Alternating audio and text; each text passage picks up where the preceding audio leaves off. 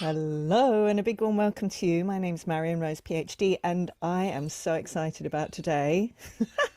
Jana Kingsford, welcome to the room. Welcome to the welcome to the podcast. Welcome. Thank you for having me. I'm so excited to be here. Such a pleasure, such a pleasure. So we just had a little chat because we haven't really had a long chat. Well, we had a long chat. We haven't had one of those for many years. So I'd love to introduce you first, Jana. You came into my life in October 2014, and my life was forever changed. So thank you. And we were just looking it up because we were riffing, to use your term, about the year of the fire horse, which has just started, and how we're both feeling that energy. And we looked up when I first came into your world, October 2014, and that was the last horse year, but it was a wood horse. And so basically I'd had this online course that I'd written. I'd actually even written the whole thing, Love Being a Mother. And I was like, how do I make an online course? How do I do it? How do I do it? How do I do it? No idea. And I was asking people, and I was going to people's houses, and no one was really giving me any useful information. So dear Avalon Darnesh, who is no longer with us, she said, Jana Kingsford, I think she probably knew you from B School, because we all did B School back in the day. And so I remember looking at do you remember back in the day when it was very, very, very, very, very long? We all did long, pardon? And blue. It was very blue, the sales page. Oh, it was blue. I remember. Blue and yellow. It was before your lilac purple days came. I remember that. And I remember how you taught us how to do that, to take out the background back in the day when all those things took a lot of effort. Anyway, I remember scrolling through and sending you a little message and saying, I can't remember, do you think this is a fit for me? And I remember it was 600 Australian dollars at the time. And I went, yep. And I signed up. And it was everything I was looking for and more. And you were everything I was looking for and more. And do you know what? I remember one of the days where you were just on a video, and back in the day it was webcasts. So Zoom didn't exist. Nothing existed. Facebook Lives and live streams didn't exist. No. And you taught us all the tech behind the scenes when it was very, very complex. Every course we would set up a whole new website with optimized press and optimized member, and it was like many hours. These kids don't even know. I know, it was like, but you taught every single step, and that's what I wanted. I wanted you just did screen records of every single step, so I just copied everything you did and I made the course. And I remember this one video where webcast, I think it was, and you came on.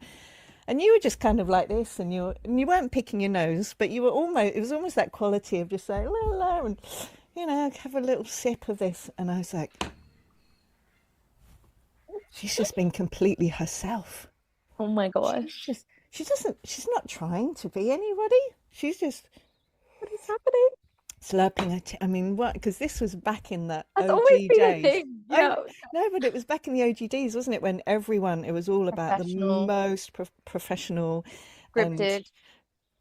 And here's you, like, that you've done all the way through, and now finally that's now become mainstream. Yeah, it's become the mainstream, hasn't it? I was like, I want that. I want to just show up being myself, and so basically, and then at that time you were creating a course a month, and I basically went, whatever Jana's doing, I'm just going to do it. And so I did that. I created a course every month. I got up, you were getting up, you had always got up early. I think you were getting up at 4 or something at that point. And so I said, for the next year, I'm going to get up at I think it was 5 every morning, which I did apart from Christmas and birthdays.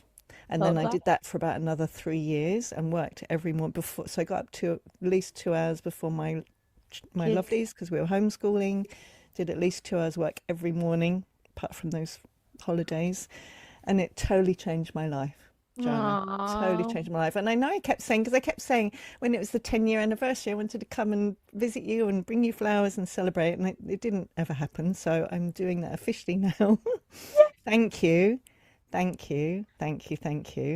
And the other thing that happened is I'd been, as an aware parenting instructor, I'd been working one-on-one, and I'd been traveling I live near Byron Bay, so I've been traveling to Sydney and Melbourne, getting on a plane, leaving my kids, going away for a whole weekend. And I think the year before I'd received $7,000 the whole year, working really Oh, hard. And in that first course, I mean, I'd kind of done all these things without realizing. So I built up a list without trying to. I was just wanting to contribute to people, and I was giving away stuff for free. So I did all the things that became a thing just because that's what I wanted to do. So I remember walking along the road after the first course came out, and I received $7,000 for in 2 weeks or something, and it was like I have just received the same amount of money that I received last year, and that was back in 2014. That was like, for me back then, who I just had no money. And I remember getting Evernote, because you got it. I just got everything you had, and it was $5 a month at the time, and I was yes. worried about how I was going to be able to Wow. pay for the $5. So Wow. thank you. You're Thank so, you. oh my Thank gosh, I'm you. Thank receiving that. you. I Thank you. feel Thank you. Thank you. Thank you. Thank you. receiving it. So I just kept on doing what you were doing, and just making courses, and just following and following and following. So thank you. Thank you for helping me. The joy I felt walking down the street, I can still remember. It's the street out there, and I felt so joyful, because I finally had this experience of, the money was wonderful, but even more was, I can make a living doing what I love, Mm. and I can support my children to do what they love too. So I could keep on with the homeschooling and be a single mum and make a living doing what I love. I mean, it was just like, and that's been, I've just carried on. I love So that. thank you. You're Thank so you. Thank you. feel all of that. I feel, Whee! and isn't it so perfect that it's the year of the horse and it I feels like know. more full circle? It Because that was is. Yes, 2014. exactly. It Exactly. it actually feels like Yes, this the is the full full circle. cycle. Yeah, It yeah, feels like a more truer one than the 10 exactly. years. Exactly. I, And that's I the way we both work, isn't it? It's like, because I energetically. kept going on a thinky level. This is 10 years. And then it was like 11 years. And I was like, and I was like, Now it didn't feels like happen, it. didn't happen. And then The this day of the week I've been horse. like, we've been talking about this podcast for months and months and months and months, and we were like, yeah, we'll just trust when it comes. And then this week I went, yep. And you messaged me, and I went, yep. We work on that invisible timeline that isn't invisible. It's a felt sense experience, isn't it? So It's our own time. Like like it feels like a 10-year cycle or yeah, a decade. So it feels like a round cycle now. yes, And yeah, that would make so much sense because it's literally like almost like the full first day of the year of the horse, which was that first year that we started working together. And yes, so last week, this wouldn't have landed on that day. And we exactly. wouldn't have put that two and two together. And it makes so much sense for me, even going through to this year now, just having this moment now this morning with the realization of that. Of course. Oh my God. And of course, we had to do it today, not any other day. Not Exactly. 2 years ago, not a year ago. I was in my snake shedding year. It was Me not the year to too. be Oh doing my that. gosh. It What was a year. not the year. Now I'm just like, oh my God. And this is so apt for both of us, isn't it? The fire horse years, like, Yes, we're in woo, where energy. We're in that it's like fire. this was made Or for us. We've been preparing for this for decades. literally. That's what it feels like. It feels Yeah, perfect. exactly. So we said we're going to talk about regulation, but Anne, do you want to say anything before we maybe still launch into that? If we're still called to, who knows? We might go somewhere else entirely. But do you want to say I'll let it anything go where it wants to go. in But response to what I just said? I I feel I love all of that situation, but I feel like the regulation, it's kind of our background conversations that we always will have, and we'll always come together on this certain thing when everybody else seems to be going a different direction and we're holding this thing. And it's such a beautiful connection because a lot of the times you can feel a little bit alone in it, going, why am I the only one thinking this? Is there something wrong with me because I think this? Am I like the one that's wrong here? And then just having someone that you can connect to with it is such a beautiful thing. And Mm, not in a way like, I can't believe that they're saying that, but mm, more in, there's something not sitting well with me with this thing. And yes, we had that back in the day with triggered, and I started yes. to use the word activated. And I felt like actually my my stance on being triggered and not using that word and not enjoying that word to use and starting to use the word activated, because I would say it activates dormant volcanoes. They're asleep, da da da da, activates them. And when I said activated, I really felt like it had a mass impact. And I started to see more people say activated than triggered. So it has an impact when we have these conversations and when Yes. we do give an alternative word, or Yes. just don't follow the crowd all the time. And that's, I feel like that's what's activated this conversation for us. Yes. And I thought it'd be great for us to let people in behind the scenes on some of those thoughts and feelings that we have around these words that become so commonplace and lose their meaning. Yes, and it's exactly that, isn't it? Commonplace and lose their meaning, I think. Mm. And you know what, as you're saying that about triggered, I have noticed that too, that Mm-hmm. it was as common Yep. as regulated and nervous system Yep. regulation, and then suddenly it just seems to Not. have dissipated. Yes. So I And love I that. did put a post out and I said, mark my words, I'm changing the word from triggered to activated, and it will now be the new word. And I wanted I to have love that that. there because I I knew that if I love start that. to change the Yeah. vernacular, Yeah. we have that powerfulness if we Yes. do Oh my have God. make a Oh decision. my God. And that's what I did. And now I feel like I don't see that word very often at No, all I anymore. don't actually either. And I hadn't realized that because that was one of my other words. And that's when I felt the calling. So I'm writing this book about words, and I've had the call now to go, yes, this has been in the background for years. And I have also the sense, yeah, Firehouse here, yes, start writing it now. And this conversation is all part of that. And the other thing I love is as well when we have that resonance of,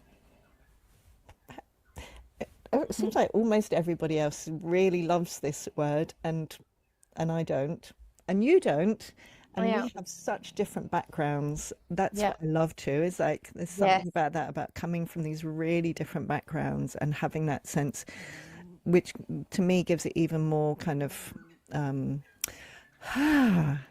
It's not like we've come from the same history and we have the same background. We're coming from different places, and so to me that's even more meets my need for reassurance, because it's like, yeah, it's kind of that, almost like that triangulation, although there's not a third. But there are.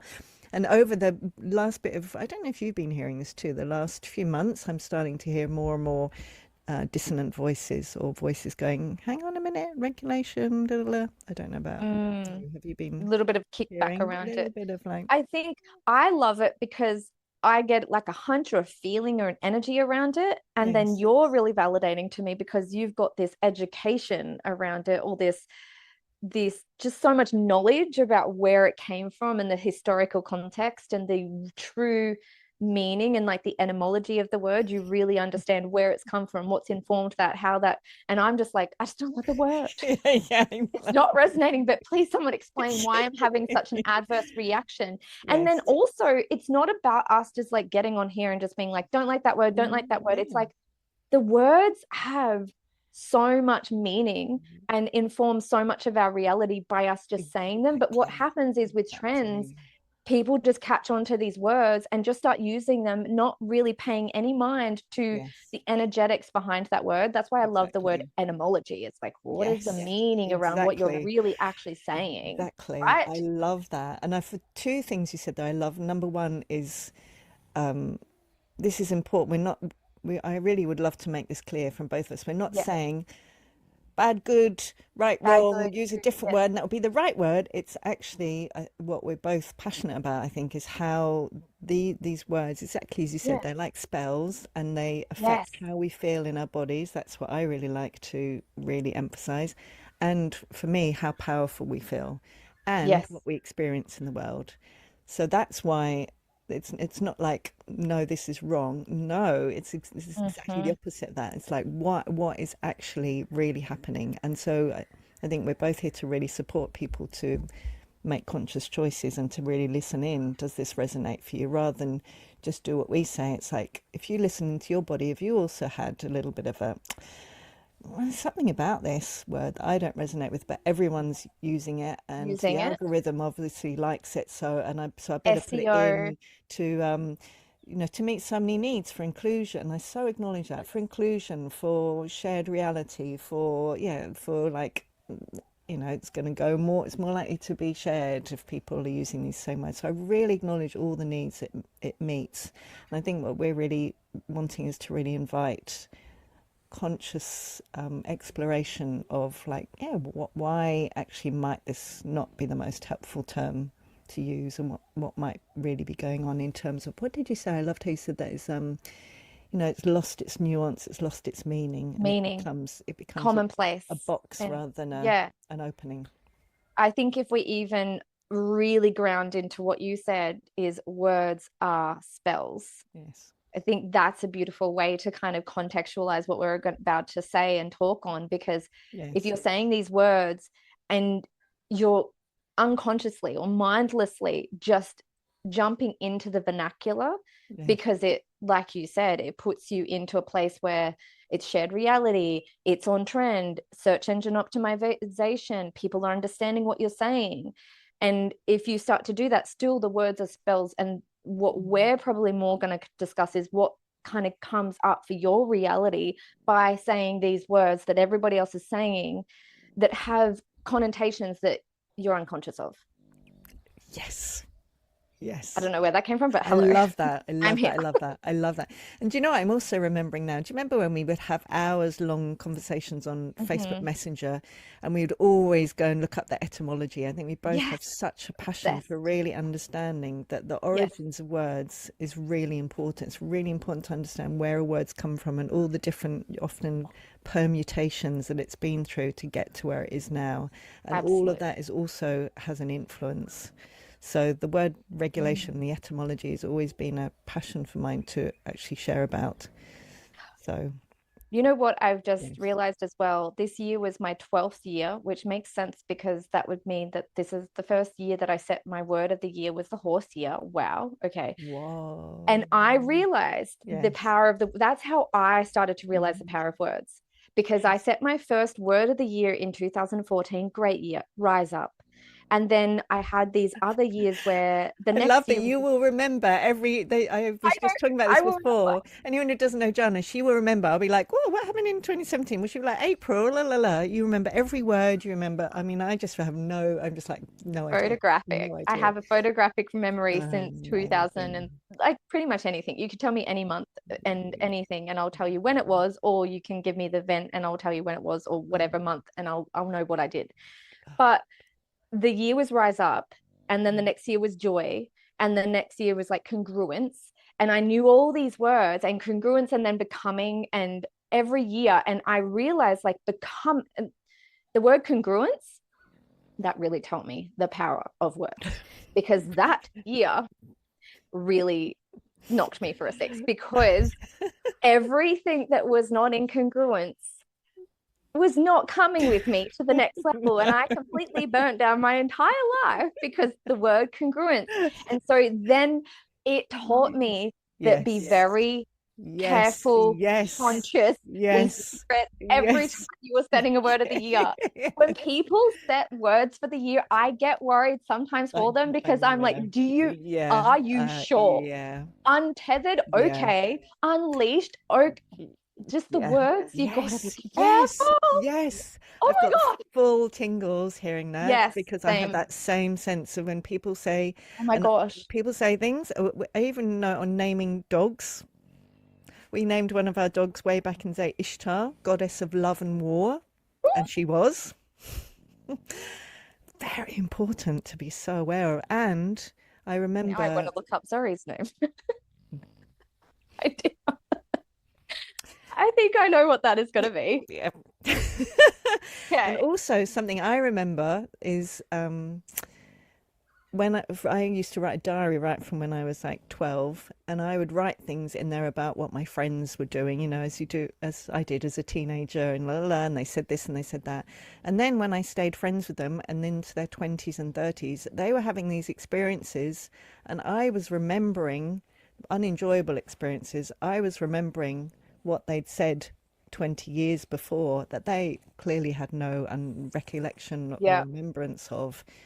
That was just absolutely, they put into motion these ways of thinking, and 20 years later I was like, oh my God. And that was really quite a don't know if I like the term wake up call. That really helped me realize to be very, very aware of the words I use. That's why often in the middle of a conversation I'll be saying things like that. No, actually that doesn't resonate with me.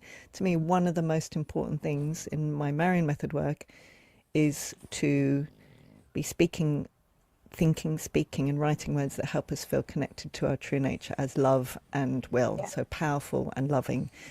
And to be really aware if we're saying words that actually lead to the opposite of that. So powerlessness, shame, as being the kind of opposite of those two. So Absolutely. yes. And I think for me with the words of the years, just learning those, learning the powerful impact of when I would choose a word for the year and exactly how it would make manifest during the year, it made me understand words in a different level. And then just going, how many words do you just use because it's the most convenient word to use, even though it doesn't feel right in your body and you don't really like tune into those feelings? I love that when you say a word, you'll be like, hang on, I don't know if I enjoy that word.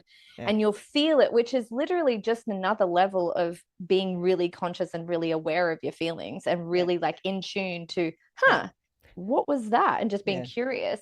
And so I think when we do see that mass conversation around a certain word, just taking a step back and going, am I just using that out of because everybody's using it? Because I'll see it. Some people will never say a word.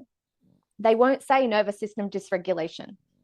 And then all of a sudden, because it is popularized, anything that becomes popularized for me, I always take a second guess. Like it took me years to get an iPhone because everybody was getting one. But it's that anything that everybody goes and do, I have like an adverse reaction to it. It's going to take me a second to get my energy behind it. And so I'll see nobody was using the word nervous system dysregulation 3 years ago. If you were, you're probably quite tuned to that word and it maybe is the right word for you. But then everybody just jumps on this bandwagon, not understanding fully what you're actually saying.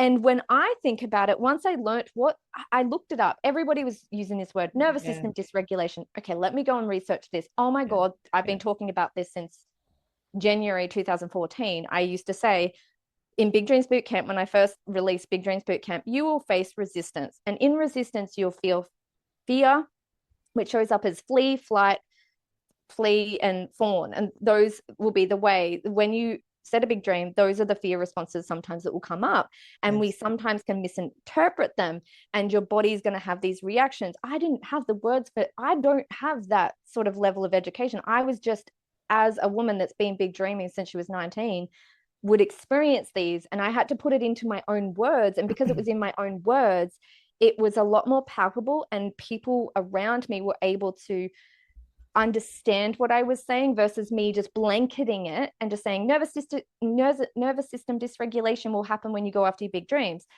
That's so blanket versus freeze is one of the predominant things that happens to me when I start to go after a big dream. And that's why I created the 7 stages of big dreams, because I realized big dream, set the big dream, build the belief, take the action, boom, I get hit by resistance. What do I do here? And then I'll notice that I will respond in a way that sometimes I go into freeze and I don't do anything. But the big dream reminds me of what I'm in the middle of. But it's a lot more nuanced explaining it like that versus nervous system dysregulation. And that could be, to me, at any stage of the big dream. And so that me just learning just recently, what does this actually mean? Let me look at this. Why is everybody saying this? And this is people that I've been following for years, all of a sudden saying it out of nowhere, which is, there's nothing wrong with that, but it's just a representation of what we all do when we see somebody using that word and it sounds fancy and it sounds like you know what you're talking about, but then you're not explaining it in that nuanced way, like the way that I was saying with the freeze and the flight. And like I would notice my body going into freeze. What is going on? Why am I doing that? What am I scared of? What are my fears of this success? What are my fears of this big dream? Then cutting into that versus just blanket, you need to regulate, you know? So more and more nuance, and even the nervous system stuff. So fight, flight, freeze, fawn is also become also similar thing where I think again it's rather than the kind of nuance of, well, exactly as you said, exactly how do I feel when I'm in freeze? Well, I feel, what are my tells? The specifics of that. And what I think post are you not posting? That like getting to that really nuance. specifics, nuance. And I think for me, I mean, two things I'd love to share. Number one is I think that's particularly why the way I see it is having been in the world of psychology and psychotherapy for decades and decades. So, back in the day, so back in the late 80s, early 90s, when the word trauma was used by, a few people, a few people. And there are so many ways in which I'm so glad that Yes. that there is so much more interest and awareness in feelings and feelings and thoughts and the power of those on our behavior and needs and all of those things. And the way I see it in my map is the DDC, the Disconnected Domination Culture, takes things that initially have this spark of let's bring more love, more nuance, more connection, more freedom, more power, and it often will, what's that word, like co-opt. It will take it and then it becomes something entirely different. So what I see a lot of the time now is regulation and dysregulation have become, and so I do want to also preface this, if exactly as we said earlier, some people might love the word. If you love the word and it helps you feel powerful and you're really using it in a way that really fits with your map and model, we're so supporting that. But in some cases, I'm seeing this word used as more like a box and a judgment. Yes. So in so many ways, and I hear from a colleague in the UK about actually children, even babies now, being diagnosed with dysregulation. So I think what it does is the DDC co-opts this as another way to judge people for having feelings. And one of my biggest passions in both aware parenting and the Marion method, and by the way, I'm talking here with my Marion method hat on this whole podcast, is that our feelings are beautiful and they are always communicating something to us. Yes. And the DDC is doing everything it can at every level to tell us that there's something wrong with us when we have big feelings. And in my way of seeing it, that's the exact opposite. Our feelings are beautiful gifts, and in the Marion method, they're telling us what we're thinking, what we're needing, or what we're feeling from the past that needs to be heard and healed. And when it becomes dysregulated or regulated, and where people are then starting to judge themselves, that's what I see. People saying, I'm not even going to say but they'll say they are dysregulated, and what they're meaning, and what I see happening for some people, is that they're judging themselves for having feelings. Yes. Or they're judging their child for having feelings, or their child is being judged for having feelings. Where from my mapper model, that's just the DDC co-opting something that started off as this really helpful thing. Let's have more understanding, and it becomes less. It becomes a box. It becomes judgmental. It becomes lacking in any nuance, because as you say, it's just, it's this or this, either regulated or dysregulated. Where's the beauty? Where's the beauty of expressing, oh, what specifically am I feeling right now? Oh, I'm feeling delight and joy and wonder and ecstasy and rather than I'm regulated. I mean, or I'm dysregulated versus I feel really frustrated right now, or feel absolute outrage, or I feel overwhelmed, or I feel so full of grief, I feel so sad, I feel confused, I feel overwhelmed. To me, I want to go more nuanced. My work is about, I'm passionate about feelings, and I'm here to support anyone who wants to have more nuance about the exact feelings they're feeling, and what that's communicating to them. Is it communicating to them what they're telling themselves, what they're needing, or is it something from the past that needs to be heard? So that's why I'm like on this, no, not mission. This is why I'm on. So I see mission as part of a colonization thing. I'm on a calling Yeah. to invite anyone who is like, yeah, this word, everyone's using it, so I'm going to use it. But actually, I'm actually feeling a bit more constricted. And yeah, so that's me on my soapbox. I love that. No, this is perfect. So what I feel here is what we're saying is if everybody is mindlessly versus you very consciously, you understand the dynamics of regulation, maybe you're a naturopath and you use the word regulation in terms of the hormones and the cortisol, and that's the word that you use to universally be translated. you've got a deeper understanding and you're going to be able to have that nuance. But a lot of people that have just adapted it, so if they feel any sort of way, when they wake up and they feel any sort of way that is not regulated, then they're going to think that something's wrong versus, and they're just going to either be, I'm like exactly what you're saying, I'm regulated or I'm not regulated, versus is my cortisol spiked because I had coffee before food, or did I not sleep enough, and or was I dreaming of something last night? And I think when you've just got that blanket statement that we don't understand because we're mindlessly using because everybody's using it, then we're not really looking at the moment to moment emotions that we're having all through the day and being able to respond accordingly. So I find when I wake up, imagine if I go, I just need to be regulated immediately, versus let me feel into where am I at? Yes. Am I feeling a type of way because I didn't have enough sleep? Am I feeling a type of way because I'm a little stressed about this thing that's coming up? Yeah. It's depends what the situation is. It's so situational and conditional. But if you're just saying regulated, let me just get myself regulated, you're leaving no room for nuance. So I think from the perspective of, yes, let's like dig into these words. But if we look at how this is affecting your reality day to day, I think that's going to have people going away really starting to do exactly what me and you do, is feel into the word. And how is that manifesting? What is that making manifest in our lives, and how is it showing up? And to me, I think let's go back to when we first, maybe I'll go back to when I first started to hear the word and how I translated this, is when I first seen or heard a lot of people saying nervous system regulation, I felt so wrong for the way, just an instant, but then obviously I processed and moved through and discovered what I was truly feeling about it. But immediately I thought there is something wrong with me because I'm essentially a little unhinged some mornings, and I'm very unhinged, sometimes a little bit, sometimes a lot. And it made me feel like I need to be more calm and more grounded in order to be what is A plus, the gold standard of how you are supposed to feel through the day, aka regulated. Nervous system regulated. And regulated, for me, it felt like this big dark cloud squashing me down and all my emotions. Like, let me just settle you down. You need to settle down. Exactly. Kind of, I think that would be the same as babies. You got to settle them down. You've got to calm them down. And I'm anything but calm. So what it does is it strips me of my personality if I am to adhere to it in the way that it's blanket taught, not nuanced by experts that truly understand it. Yes.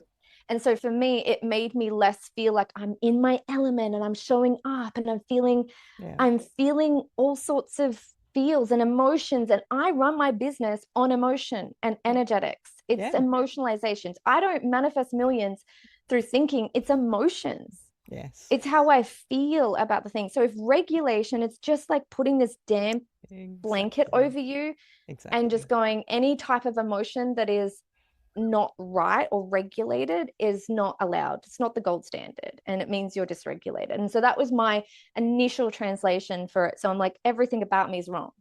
Everything about the way that I show up, everything about the way that I talk too fast, I talk too dysregulated. And to me, when I started to just look at the word and go, nah, I don't like that word. I don't enjoy it. That's not me. I sort of went back to that time where once upon a time, years and years and years ago, I had a great friend said to me, I was trying to do these affirmations, and the affirmation was, I am cool, calm, and collected. And I just thought, I'm so good for like affirming this. And I said to my friend, I said, oh, I'm really working on being more cool, calm, and collective. And she turns to me, she said, that's not you, like that. And it was very blunt. And I thought, oh, I'm so offended. She's like, why would you want to be that? That's not you. And I just, at first I was rejecting it, going, excuse me, I want to improve. I want to develop myself. And she said, improve, develop. Yes. She's like, yeah, but that's not who you are. And I just like, it's still, I left that conversation feeling really at first offended, going, if I want to be something, I could be it. And then just her saying it so abruptly, like, but that's not you. Yeah. Why would you want to be that? Cool, calm, Yeah. and collected to me translates to regulated. Just like you're Yeah. nothing. You have no feelings. You just Void, monotone, boring. No. And you know what? When you say that, I'm remembered a PDF I wrote last year, which I just had a little flick through just now before we started talking to remind myself of it. And I thought, just write a little PDF about the history of the cultural relationship with feelings in the West. I just wrote a little PDF. 3 weeks later, I wrote this mammoth Not a little 54 PDF. page. Like every year, I looked into everything, and really, I mean, this is what's been going on for thousands of years in some way or other. From the pre-Romans, this whole sense of the mind is superior, and then we went the more kind of religious moral models, which is in some situations crying is welcome, but most of the time it's seen as actually sinful. Babies who are having children who are having tantrums were seen as possessed by the devil. So there's been literally thousands of years, and then it just gets packaged in a new thing. So then it got packaged into let's go, where do we go? Behaviorism in the 1950s, which was basically that version of feelings don't mean anything. I mean, basically one of the quotes was, feelings have nothing to do with human beings, like behavior. It's like, no, so just basically all these different ways to help people believe that there is something wrong with them when they or their child or their baby has a feeling, rather than this is what makes us human. This is where all the nuance, the poetry, the beauty, the creation comes from feelings. I mean, that's who we are. We are feeling beings. And then so that's, I said, that's the whole background of then when the whole kind of neuroscience came in, again, starting off with like really helpful, like understanding initially fight, flight, and then fight, flight, freeze, and then fight, flight, freeze, fawn. And it became really popular. So the 1990s, James Gross was the first person to actually use the term regulation to refer to feelings, and I got a little quote from him. And so then it started to be just used more and more and more and more in ways which actually lost the original kind of sense of helpfulness in many cases. As you say, there are for many people who are using it in ways that actually is really apt for their work. Yes. But then it just became something where now, for me personally, and I don't have judgments about anyone who's using the word. As I say, I see how it meets so many needs, like we said, for inclusion and shared reality. In some ways, it's a kind of a shorthand, which is what social media invites us to write things in very concise ways. And sometimes writing, I felt really joyful, excited, it requires more words, and culture is inviting us to go the other way. But is that almost every post now, and particularly all the posts written by AI, I can tell whenever any post is written by AI, and almost every time, whatever it's about, I'll be joyfully reading something about something else entirely, like the history of something and something else random that's got nothing to do. And then it's almost every single post written by AI has got regulation on the nervous system or nervous system regulation or dysregulation in it. And every time I'm like, seriously, I'm reading about, I don't know, Welsh history. I do not want this word in there. So I think that's for me why I got to the point where I'm like, okay, I'm willing to speak about this now, really willing to speak about it. And I'm so glad to be speaking about it with you. And I'd love to talk about the etymology, but I'd love to hear what you would like to say before I keep talking. I have so many things that I wanted to say, but I got very lost in that. I was very listening to that. So mine won't come back, but there was something there that was very important, but I'm sure it'll circle back. Okay. So what I would love to do is I'm going to go and have a look at my little notes here, which is I read a book. I've been passionate about understanding the history of human beings and why what I call the disconnected domination culture came into being. And I read a book a few years ago by Jeremy Lent called The Patterning Instinct. And in it, he talked about the etymology of the word regulation. So it's a bit of a long quote, it's like a few sentences, but I really want to read it. And I invite anyone listening or watching who can also hear the dog noises. I'm just going to I move can't over hear there a it. little bit. It's Okay. So he says he's talking about so it's the Proto-Indo-European or PIE root word. So that's where many languages have come from. And the root word reg, R-E-G. Hello, Buddha, you want to be part of this? So the PIE root word for king was reg, or reg, which led to the Sanskrit word Raj, as well as the Latin rex and English royal. This root word expanded into a fascinating constellation of meanings that have passed into PIE-based cultures ever since. Talk there about the power of the word. Across Indo-European languages, the root word reg forms the foundation for words such as right, straight, correct, ruler, and regulate, suggesting a conceptual underpinning that links power with right and associates the strong right hand with regulating what is correct, and which may be summarized by the phrase might is right. Another deep-rooted cultural inheritance passed on by the PIE horsemen of the steppe is a dualistic pattern of thinking about the universe. A binary opposition between right and left is extended through the PIE language to form a systemic pattern of opposites, with concepts of healthy, strong, and dexterous on one side, and unfavourable, weak, and sinister, which is the Latin word for left, sinister, on the other side. The right side is associated with males and the left with females. And we go on, but I'll stop there. I mean, as soon as I read that, I went, well, that makes sense of why I've never enjoyed the word.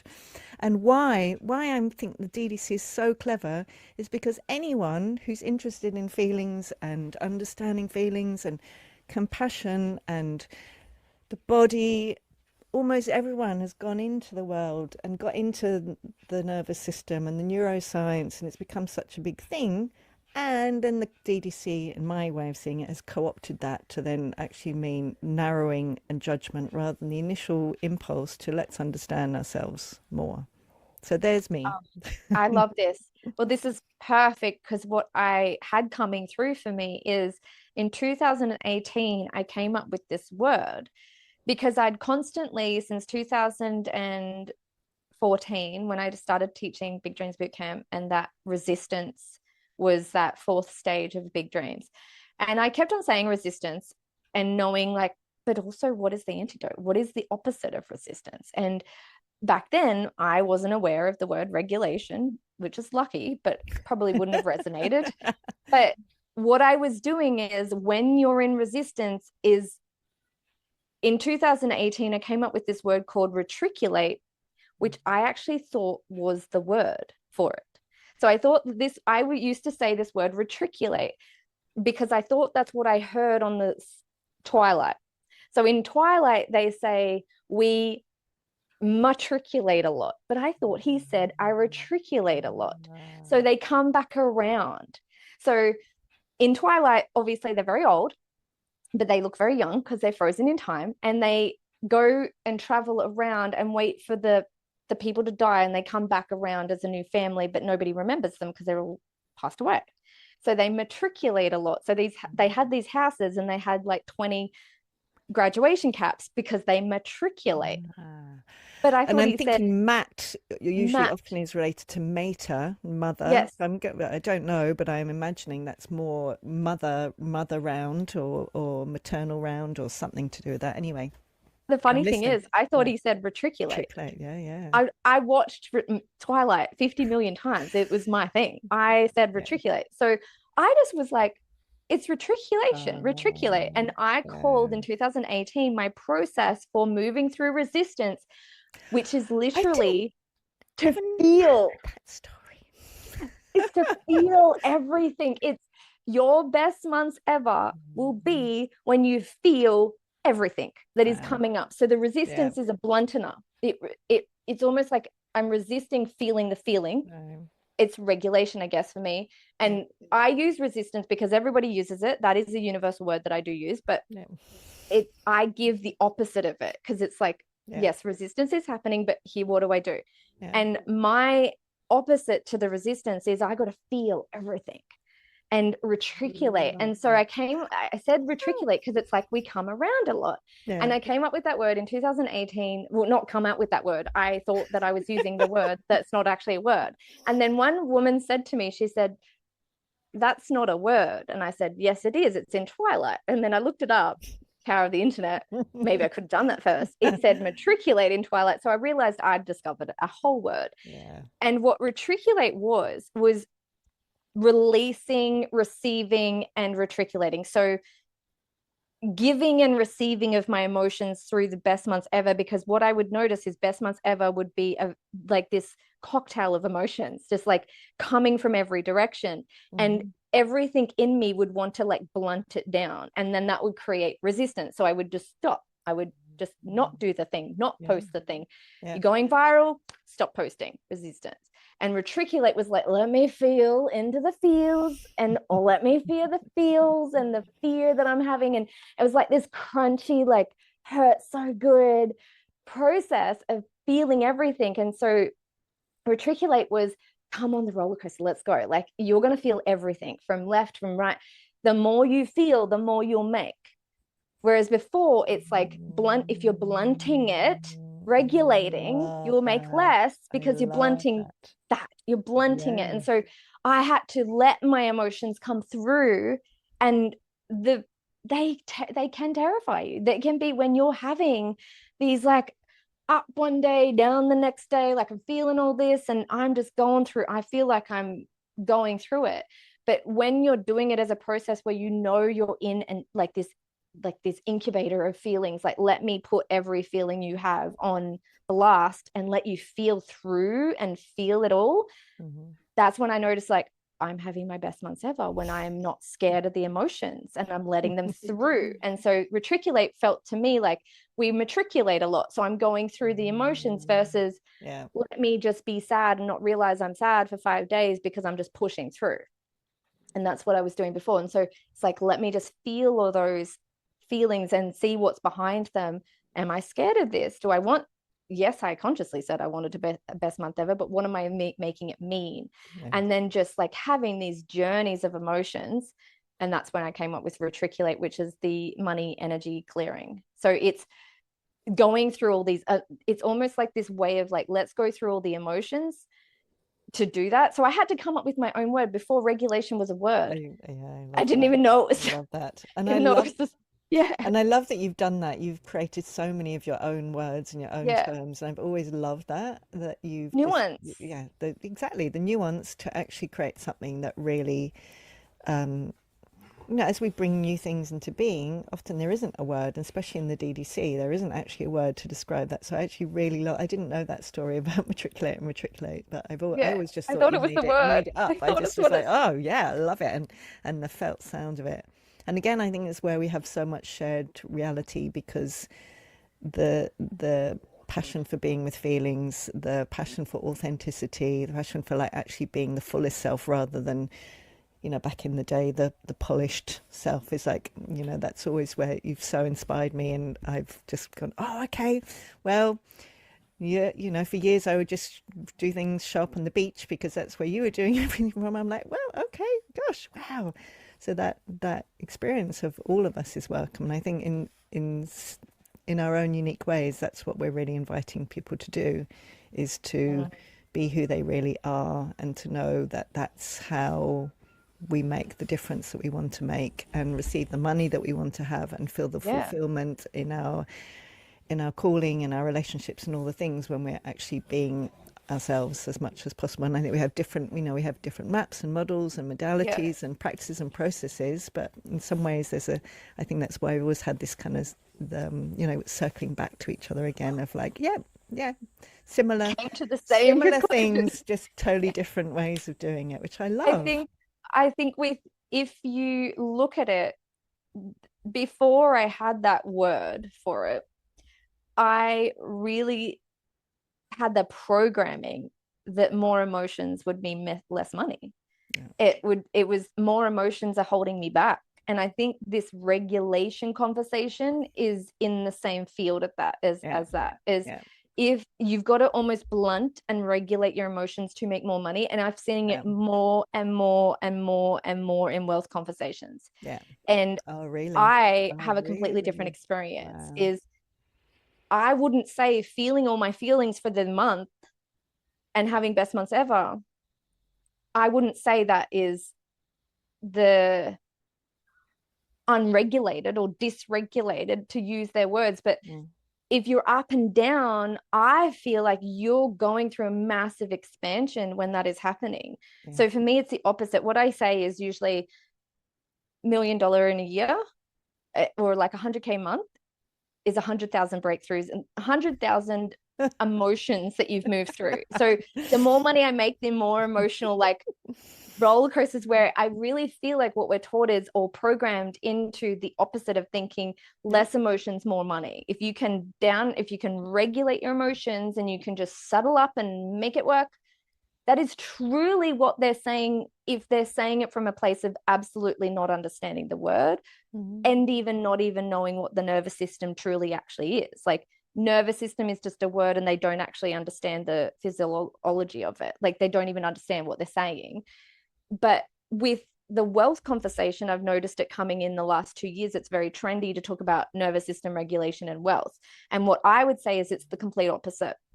It's, to me, feeling the emotions, but that doesn't make me dysregulated. Feeling my emotions through the month actually makes me so much more connected, so much more myself. That might not be I'm Jana Kingsford the exact same monotone way every single day, but what it does mean is I'm alive. And I'm like kinetic. I've got this kinetic energy, and I will make more money when I do that. So it's, I think, looking at it from a different, your emotions aren't the reason that it's holding you back. Obviously, I'm coming into a like more of a business wealth angle with it, but that was my programming. The cool, calm, and collected, what that came through was my emotions are the reason that holding me back, because I'm so emotional and I feel everything and I'm highly sensitive, and that's why I can't, and that's why I won't, and that's just the programming. Whereas when I realized, actually, when I feel everything that's coming through, when I go into those, not just like feel your feelings, but really understand, what is this feeling? What is this emotion related to? Let myself feel it through, not be so terrified that I squash it down and go, you're the reason that I can't. And go through that. It feels so cathartic at the end of the month. Yes. I don't feel regulated, but I feel like myself, and I feel like my personality is there, and I feel naturally myself. I don't need to try to be myself. I don't need to try to show up a certain way. I feel alive and I feel myself. I wouldn't call that regulated. I would call that, I feel myself. I feel alive. I love life. That, to me, is at the end of a month where I felt everything and open myself up. And so there's such a benefit from not trying to regulate yourself, or not trying to cool, calm, and collect yourself, and just jumping on these bandwagons without giving yourself a full read of your body and going, where's my body feel with this? What is my take? Versus just jumping on a bandwagon because of convenience, because everybody's saying it, because it makes you look cool, because nervous system regulation sounds, people that really know it, and it is a really cool thing to know about. But if you don't know it, and you're just saying the word because it's cool and it's trendy, and you're not actually thinking how it feels in your body, nervous, even I would go to nervous. I don't even use the word nervous system. Yeah, that's exactly right. Because like, I don't want to say nervous a minute, because I know that, and I also think that's part of the DDC. And also I hear people use the word nervous system all the time when they're actually meaning their body.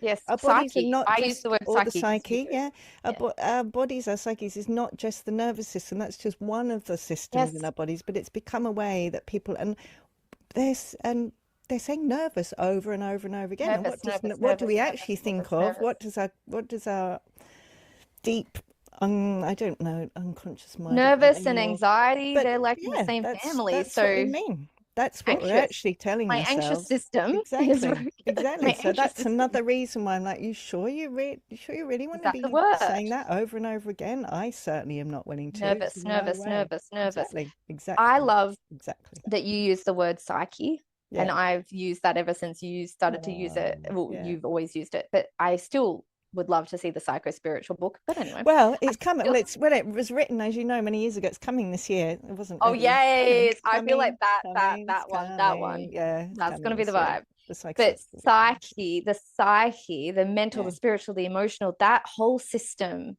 the psyche, that to me is when I think of nervous system. If you want an alternative word, I would say psyche, because it's everything. It's bringing all of it into it. The whole, you're looking at the whole, the psyche. That's what I would look. And opposite really for regulated to me is alive, like just feeling everything, feeling human, very human, and just enjoying my humanness of feeling alive. And I think that is your Yeah. point of difference this year and forevermore since AI is your point Exactly. of difference, your competitive advantage is to humanize and to be Exactly. so human. And I've Exactly. noticed that when I'm writing my post now, Yeah. I write the most dysregulated little post and the internet loves it. They're going viral. I don't ask AI, I just go, I just Yeah. blurt out what I'm feeling. Makes no Yeah. sense sometimes, but people are like, oh, I feel You can this. tell, yeah, because people can tell. People The can tell. human, Even if people the don't know, psyche. people can tell. I mean, I know my body, I can tell every time whether it's Yeah. written by AI or polished by AI, I can tell. Yeah. And that's going to be the, as you say, the difference this year, isn't it? And I think for me, I love what you said. Again, I see our shared reality is we're here to support people to be most themselves in all ways. And you know what I love about really differentiating in my map is the difference between, I call it the three types of feelings. So thoughts feelings are feelings created by thoughts. So people could be what I call hitting themselves with guilt sticks or shame sticks. So guilt or shame are not inherent feelings that come from our body. They come from Outside. DDC conditioning. So Mm-hmm. for me, I really like to differentiate that when people in my work, I support people to get free from telling themselves harsh things about themselves, because what I learned is some of that feelings map, that's not how you use it, but I see other people do. Just just we need to feel all our feelings, but we can hit ourselves with a guilt stick 24/7, every waking hour, or shame, self-judgment of every kind, and feel so much pain, and that doesn't move. That just keeps we can just keep That's a recreating and great nuance. recreating I and love that you've recreating got and this recreating. nuance. And Yeah. so, and then there's needs feelings, which is the way I would see more the whole regulation model, which is when we have an unmet need, including for safety, our body will communicate that to us, and it will. That's the whole fight, flight, freeze thing is.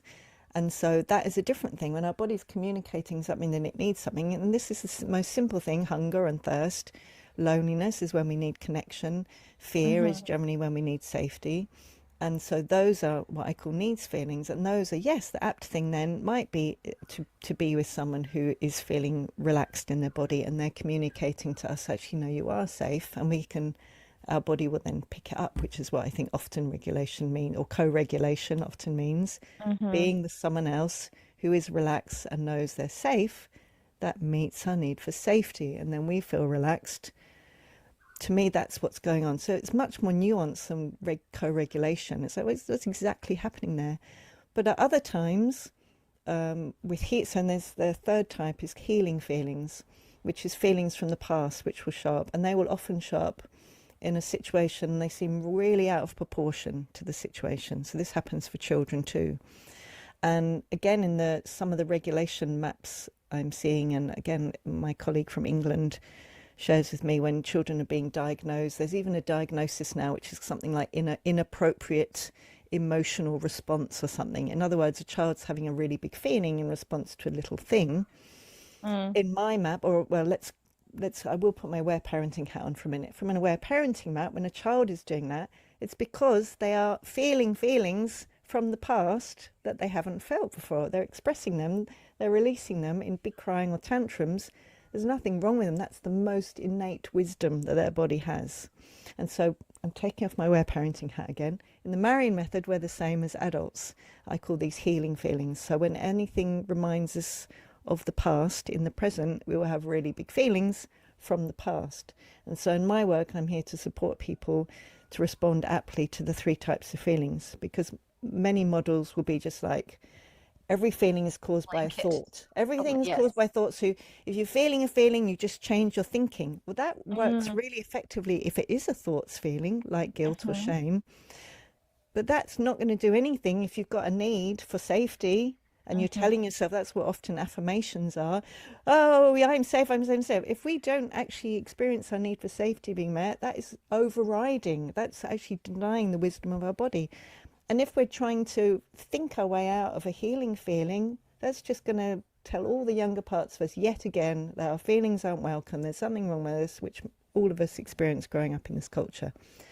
So I'm going to go the 3. Or if you think every feeling is about the nervous system, that's great. In this map here, if you need to actually connect in with breathing, or you need to look in someone's eyes and hold their hand and they tell you, yes, you're really safe here, and you go, oh yeah, and you can really get that need met, that is wonderful. But if you're being told always to breathe and you're actually not, and you're still telling yourself horrible things about yourself, you can still tell yourself horrible things about yourself for the rest of your life. So it doesn't address the root cause of the feeling. And in terms of healing feelings, if you're doing this and just breathing or whatever, when actually your body's trying to, 5-year-old you's saying, please will you listen to me? I really want to share this experience. And yet again, that 5-year-old is hearing, well, no, I'm not willing to hear you. And the same with this. If you're in a map that says all feelings are from the past, then it's also not addressing these 2, the thoughts, not addressing actually the needs. So for me, that's why I love it's all about nuance. Regulation makes it the least nuance. Basically, any feeling. Not everyone is doing this. Not everyone. Please no. As I say, the people, as you've been saying, the people who understand the body and the system and what's happening there, actually that is their work, and they're using it in that way. But most people, in the way the internet's using it and AI's using it, is basically any feeling is unwanted and there's something wrong with you. And if you are feeling what appears to be calm and relaxed, then that is good. But actually, most of the time, that's dissociation. Most of the time, that is not true relaxation. When we are like, and I feel, I'm spacious and open, I can see and present. Most of the time, what people are learning to do is just dissociate more. And that's not helpful for anybody. It's not helpful for anyone. What we're doing is, thinking, I think I'm calm. Affirmations, I'm really calm and relaxed. I'm the most calm, relaxed person. I'm so calm. And meanwhile, we're like, why have I suddenly got a terrible headache and my shoulders are up? Oh, we're breathing every time, which is a lovely way. These tools, these ways of being are wonderful in certain situations some of the time. But if we're needing to do that every single time, it just misses out the nuance of the reality of being human, which is, we have, in my map, we have these 3 types of feelings. In your map, all the beautiful ways that you look at retriculation and all the things. It's like, and each of us has a lovely different map. Everyone's going to have a different map about the nuance of human feelings, which in itself is also wonderful, isn't it? Rather than let's all agree on one map. No, let's all have different maps about feelings and see which one resonates with you the most. I mean, the nervous system is like one map and it's one rule, and let's get regulated in that context of let's squash those feelings. I love what you're saying, because it gives you a tool to case by case the emotion and the feeling, and being really in tune as where is this coming from. And like, from my perspective with my map, is when you activate a big dream into the ether, it's too late. You can't put the genie back in the bottle. Done. It's out. Whoopsie. When you've chosen that word for the year, when you've said what I really want. Yep. So once you do that, you put it out there, you're going to get immediately, like, if you think about it, it's like all these feelings are going to rise up and they're going to be This is a healing one. This is a thought one. This is like, you're going to have to look at each one of them, and you get to look at each one of them. And if you're just going, let me be regulated, you're not going to be looking at each specific one and seeing each specific one as a go through. To help you to be able to have this thing you've asked for, so you can hold what you've asked for with grace and like enjoyment. The way that I see it is, when you set a big dream, you set that thing out into the ether. Now too late, can't put the genie back in the bottle. It's I love it. I laugh every time you know that, because once it's done, it's done. It's like, oh, let me put that back in the bottle. Oh, I didn't mean it. I really didn't mean it. It's like all these feelings come out. All this stuff that before, when it was tightly lidded, had a lid on it before. So that's where big dreams comes with me, is like, do you want to take the lid off? Because you take that lid off, it's like Pandora's box of emotions are going to come out. And so it's going to be shame and guilt coming up here, and these thoughts, feelings coming up, like, to use your words, thoughts, feelings, and healing. Like, all these things are going to come up, and it's going to be like, what is happening? And you can either go, okay, let me take each one, let me look at all of these. All right, what are we working with? Versus regulate. Boom. Let's like shut it all down. Let me just breathe, do some breath work, not do the work, not look at it. Just blanket it down with the word regulate, and then go, I'm good and I'm calm and I'm cool. And you didn't deal with, you didn't look at, you didn't get curious of the fear that's coming up. That big dream, like every big dream for me goes, oh yay, I would love $1 million business. Oh, it makes me remember that I was hated at high school. So it's, you won't be lovable. So my biggest belief that came up with me with 1 million was, my biggest healing around that was 1 million equals everyone will hate you. And that's some deep shit that you've got to work through. Like, that's a lot of work. If I wasn't aware that that's all there's two ways to achieve a big dream or goal.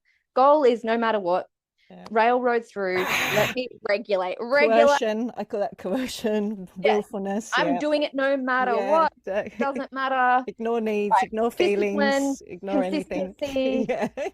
Like consistency, so I don't have to think. Discipline, so I don't have to think or feel. Just to ride my way through. That's a goal. That's to me, it's a goal. A big dream to me is like a feeling experience. We're going to have a feeling experience, and we're going to feel everything.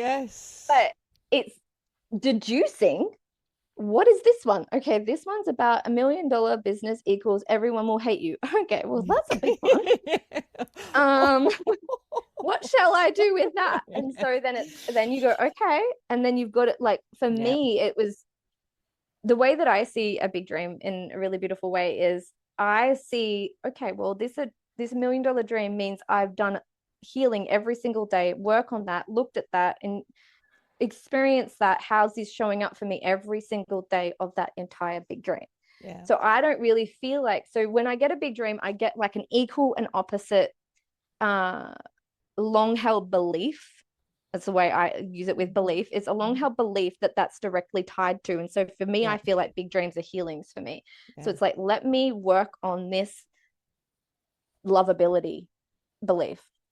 And so achieving the $1 million business was, for me, that thing of lovability, and having to every day come to places of self-love and hearing myself and going, okay, I feel you. I can see that you don't.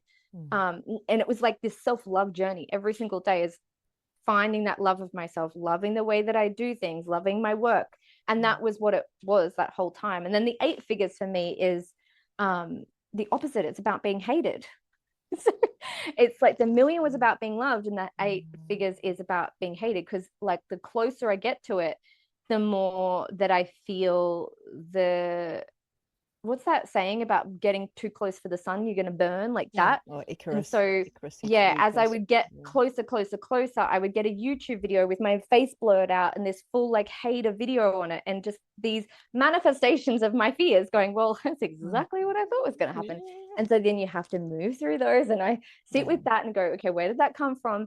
But if you're just thinking of it as blanket, you're not getting all these like golden work throughs that I feel are directly related to that. Because yes, if you achieve a goal, this is what will happen is if you achieve a goal from make it work, consistency, discipline, and focus is like those are the things that's success. Consistency is so you don't think or feel. Discipline so you don't think or feel. Focus is so you don't think or feel, and just don't think or feel the whole way through. And then guess what happens when you achieve that goal? You hate your life and you tell everybody it's not all that it's cracked up to be. Yeah. You are the perfect example of why we don't set goals and just railroad through with a big dream. Is like, I was already in that energy. Of course, it's like, oh my God, and of course, it's like, of course, this is me. This is the frequency that I was already on. I've done all the healing. Now I can hold it and enjoy it. Versus a goal, it's like you hold it and it's like a hot potato. Let me throw this because this is too many feelings all at once. And usually so what's often called burnout. In other words, because you haven't listened to needs, burnout, haven't listened to the feelings, suddenly massive amounts of feelings that are so overwhelming. All at once. And how is Instead of on the way. How is that?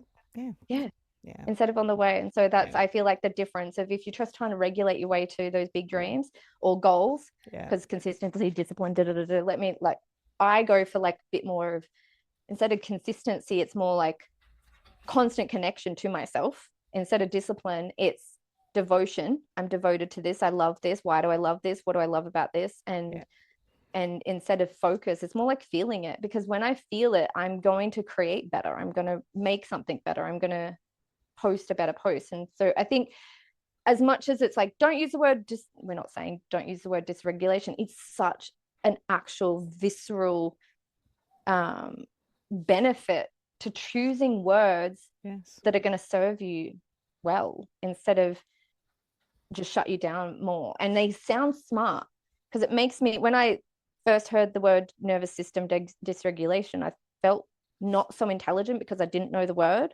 And then obviously when I went, can I offer you something? Can I offer you something, Jana? You thought you weren't intelligent. You didn't feel it. You thought it. I thought. So that's for me. That's a great pickup. I like that. That's so anybody, if you feel like you've been using it because it's universal, or because it's like, oh, it sounds so intelligent. It sounds very scientific as well, doesn't it? That's part of the thing. Like, it's science. Sounds so fancy. No. It's not. And then if like the other, so for me, the other way, I found so much success in and so much beauty in my life by not actually going down that road. And so sometimes you think you're doing the good thing, the gold standard, the A+, which is regulations being programmed. I really feel like there's this programming and around it that you're being good, A+, gold standard. That's the energy that it gives off for me. And you're right, you're doing it right. And you're very intelligent because you know these big words. It's just, there was a time where you jumped onto this just mindlessly, and just, you can instantly know in your body if it's your word or not, or if it's working for you. And I want to say with these words, yes, we're talking about words, but more than that, I feel like for me, it's not even talking just about words for the sake of words, as in regulation is going to have a funky effect on your body and your feelings and how you process. But literally, I feel like some of these words, so with regulation, the opposite, there's real impacts from using these words, real negative impacts, honestly. I'm trying to think of different words to say that, but in a way that is so under the radar, like you don't even see it happening. It's so, like, obviously what we're talking about is very advanced in a way. It's very deep and nuanced and a little bit more advanced of like surface level, and it's getting into the nooks and the crannies. But I feel like there's such a tangible effect by truly looking at the word and going, how is this regulation thing working for me truly? And so that's, for me, it's just, I found success in the complete opposite way and I still wouldn't consider it dysregulated. I would, it's more alive for me. Having feeling feelings. Feeling feelings. So you're not at a disadvantage if you don't become regulated. That's what I think I'm trying to say is, well, it's it is exact not, opposite. That's what yeah, he's saying, and that's yes, my it's the opposite. experience. And in all my work with my passion for feelings is the more we suppress our feelings or dissociate from them, they do not go away. They're still sitting there. So all the Yes, pain from our childhood is still there.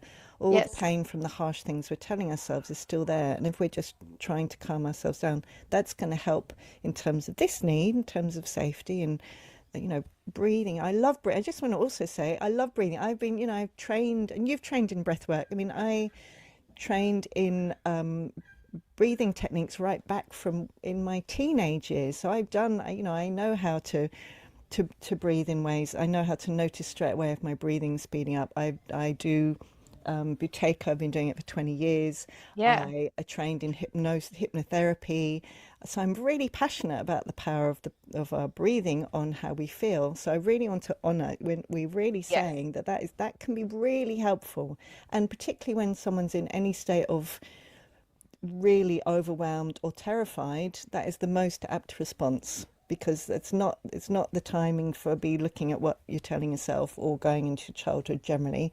It's a time of actually in the moment. The most important thing is to experience more safety in our bodies. So this is really I think we're really saying we're really supporting this in apt use, in nuanced use, in aware use. When people have a resonance in their body and they say, yes, this is the work I'm doing, this is my background, yes. I think what we're both saying no to is this, I'm going to say willy-nilly, this kind of just where it's become a buzzword and it's used in part of the ways that actually vernacular. has no nuance, and it actually becomes judgment, constriction, and actually for many people the opposite of helpful. Not everyone, but for many people. And the other thing I really loved as well, what you're talking about in your beautiful way of seeing your relation, you call it big dreams, I call it callings, is I see it so similarly, but in my own map, it's like we have a calling I see it from life and our soul. We're like, we have this calling, and Mm-hmm. then in order to be the biggest vehicle for that calling to come into the world, we're invited to tend to exactly what the opposite of that is often. So exactly all Yes, the places where, I loved all your examples you gave, is like where, whatever is actually preventing us from sharing that in the most big way, because life with a capital L, or the universal, whatever you want to call it, wants us to do that thing in the world. And so whenever we have a calling, the most apt next response in my map is always younger parts, harsh ways of thinking, or ignoring our needs. And so again, tending to those is always part of the process. It's not wrong. That's actually the next step. So in my maps, our personality expands and becomes more a reflection of our soul, so we can do what we're here to do. So it's the opposite of what is so often taught, isn't it? It's like be more professional, be more bland, be more calm, which is yeah, not true relaxation. Rather than you're going to be invited. Exactly. That's why I laugh every time you say it. Anytime we're like, I'm really called to do this.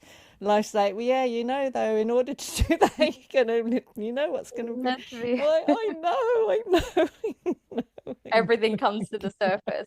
I love what you're saying around that with the calmness. Yeah. One of the things that this word keeps coming to me, so I feel like it's perfect to talk about it, is the other trend that I've noticed online is the slow living trend. Okay. They've turned it into a Oh, trend. okay. Yeah, And I'll give a different perspective of that yeah. because I I already know. know you probably live on that. Like I would consider you don't really do slow living as a trend, but I know that it's maybe a part of the field a little bit, but I wouldn't even say that it's slow living. But about 3 years ago when I did my sabbatical, which I was always going to go on the sabbatical, Yeah. as wide as retreat, Yes. and I really embraced and nurtured, and I think it was a part of this. Maybe I'm wrong with the way that I do things, part of that. That's a thoughts feeling. Oh, Jana. I yeah, that invite you to is put that stick down. literally. And so this is the journey that I've been through with that. But I was like, right, I'm Jana, the energetic energizer bunny that is a pocket rocket on the internet, and let me just like calm it down or let me take a break. And I really embraced slow living and tried with all of my might to embrace. With that beautiful background every time I saw you in that beautiful. Oh, and I got up late and I went to bed late. And for the first time ever, I slept into 8 a.m. or 9 a.m. And I just went about my day. Yeah. I was bored out of my absolute brain. Because you know what I remember? Was it 2015? You remember the exact year? I think it probably was. Was it 2014? 2014, December 2014. And you were like, I'm going to take a month off because everyone was saying, you know, have these big. And I remember you were just like, you really didn't enjoy it. I'm the same. I'm like, I gave it another go. Yeah. Okay. So you did it. Sorry. My apologies for No. I love that. No, it was great. It's a great reminder. Yes, I did attempt it for a month in December. And I just thought, just one more last one. Let's give this a go. Slow living. And I thought, but so many people in the regulation, the nervous system regulation community, or like that vernacular. Yeah. It's a good thing to this slow living and slow it down. And I really wanted to like try it on. Like, let's just try it on. You really did. You really, really did, didn't you? You really gave it the full, you really did the whole experiment. Never been less, like never wrote less, never created less, never felt worse. Yeah. And I was in the most beautiful place. Yes. And it didn't matter what was surrounding me. I was squashing my creativity. Yeah. And one of the beautiful things from a sabbatical you'll learn is if you're having breaks from social media, sometimes you got to remember you are a creative, and creatives are notoriously going through a lot of emotions, and notoriously there is a history of them being a little bit tortured in some ways. But to me, I looked at it like a lot of people aim the sticks at social media versus what about it's creativity, and people have been tortured creators since the beginning of time. Well, that's what I think. We have a similar thing, isn't it? Yes. You know what I love social media for is it's helped me really refine my writing. It's been so helpful.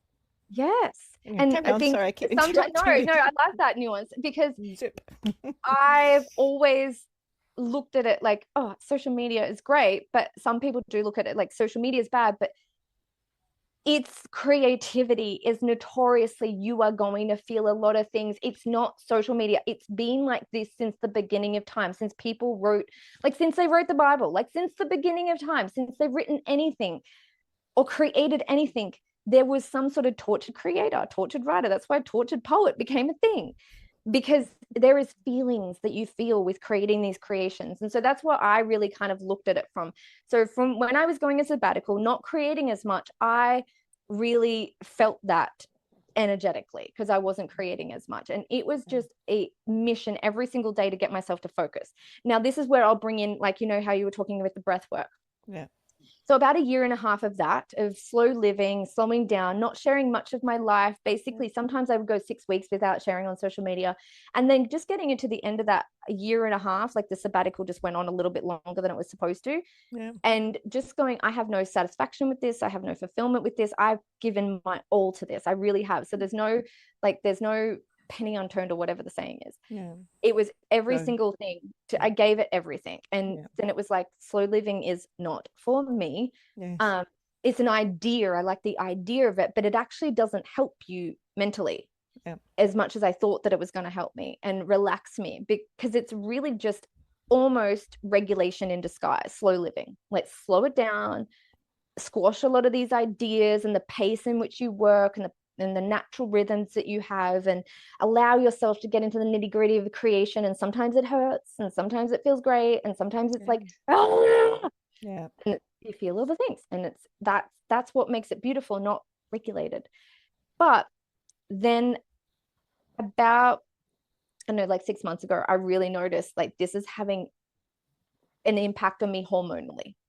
I think this slow living is having an impact on me hormonally. And so I really started to make some massive changes on that. And I guess within the, you know, the naturopath world, they would say and see this as nervous system dysregulation through the hormones, more so through the hormones and insulin levels and things like that. And so I started just making changes with my body, which are kind of different to the feelings, but I started to go bed earlier. instead of staying up late and having this slow living, I went to bed earlier. I got up and I would have protein within 20 minutes of waking up and not have coffee straight away, and just made these slight little changes, and walking and heavy lifting and doing all these slight changes. Everything literally, I just went into cortisol lowering lifestyle and did everything on that. So I guess you could put this into the technically physiology regulated, because I Yeah, go to so that would bed see early. that as the needs That, feelings. That's the body. yes, Your body wasn't, and your psyche and your soul were not yes, resonant. That wasn't a fit. That lifestyle is not a fit for you. So you listened to your body and you did what your body needed. exactly. It's Yeah. like I had to make those absolute changes. I treat myself like a toddler. I have a bedtime. I've got like a wind down ritual. I get up at the same time every day. I have to eat like protein immediately. It's all to like looking at those levels of the cortisol and the hormones and things like that. And I'm no expert. It's just I had to research it, and it made a massive change. So yes, so sometimes there's needs there, and hormonally then gets to be some changes made as well as feeling the feelings. And the more that I felt like got out of the slow living and into active living and realizing I don't have the energy for it, the active living or the like more alive living and the less slow living, because I'm like, okay, I'm done with my sabbatical, let's go. And then I just had no capacity. My brain just didn't have any capacity to create or write at any level. It was hard for me to get one reel out a day. And now, I mean, yesterday I did 20 reels, so it was easy. It was not even a problem. So that's Yeah, yeah, different perspective of, yeah. from a technical standpoint, the more that's the nervous system regulation that I feel that's where it fits, is when it's the hormonal, that part, like with the naturopaths and the people that are looking at that nervous system, the physiology, is that the word for it? Like more of that. I don't know if they've got a better different word for it, but that's what I'll look at, is when I'm looking at regulation. That's more like what we're Yeah. looking at is my Yeah, what does cortisol the body, or what does it, I would body, say, like the what does the yes, body need? What does the body need, body need including to not be safety? producing cortisol and Safety, yeah, safety. I mean, basically, the body needs safety in all those different ways, and it and also how you has can other support things. it So, all of those things in there is how do I needs. meet the needs of my body, not my nervous system, because the Yeah, nervous system is, the body is not just the nervous system, the body is so yeah, much more than that. So, that's how I would just say is, yes, oh, what am I needing right now? Oh, yes, I'm needing to actually change my sleep routine. I need more protein, blah, blah, blah. So that's for me. It's not even reduce those regulation. cortisol Still not even spikes. regulation. Still not Gluten. even nervous system regulation. It's needs feelings. Well, We get to have I think there needs to be, or gets to be, a different word for that, because yeah, it's that the cortisol not spiking is probably not the word to use. Like, it's nurturing for me. It's the lifestyle that I've got now is, it's a cortisol support, like cortisol hormone nurturing, like figuring out how to get the levels in a way yeah. that I'm working in an amazing level now. And so I guess sometimes that just for the lack of having a different word, a word that actually Yeah. makes more sense Yeah, but often to it's more what we're specific, isn't it? To me, yes, it's like being specific, which is yes, what well, you I guess were. yeah, You told the cortisol, story. Well, and yes, not even cortisol as well. You actually told the story. So sometimes I think as well, I think it's part of the DDC thing to name things as hormones or body systems rather than actually our experience, which is mm, you were, because for me, and again, we're all going to resonate. This is the thing, isn't it? We're all going to resonate more. Some people will love, some people's bodies will really resonate with that lifestyle, and others mm, won't. So it's like the no one size fits all. And for me, just explaining as you did, I felt I had no, I had no energy, and so so actually the specific of storytelling. So for me, I think it's part of this thing as well in the DDC is we lose the power of storytelling. So I like to go yeah, back that's to true. pre-DDC, or more like indigenous cultures. What happens is storytelling. Things were told in depth. We were around the fire every night. We were singing and dancing. We were telling Mhm. stories, oral stories, and whenever we get to concise is really enjoyable and effective and helpful. And whenever Yeah. you lose out the story, to me, I'm much more interested. You know, I learned so much about you through hearing your story. And for me, even the word cortisone, like if you want to use that or whatever, but I would, for me personally, I would resonate much more if you said, oh, you know, I felt could feel my heart racing. Well, actually, or I felt very agitated, or I felt antsy, or I felt really bored. Or to me, that helps me understand your felt experience. So that helps me understand Mm. you more. But again, everyone's different. Some people will like resonate more and feel more connected with someone when they're hearing other words. So again, this is not one size all fits all. The other thing I think about in terms of your experience last year is again, I think about Indigenous cultures and the way Hmm. my understanding is before, you know, when we lived in a different time when Indigenous cultures actually had large areas of land and could move freely and so on, is that life was every day there'd be things that are required to be done in order to survive, but it wasn't.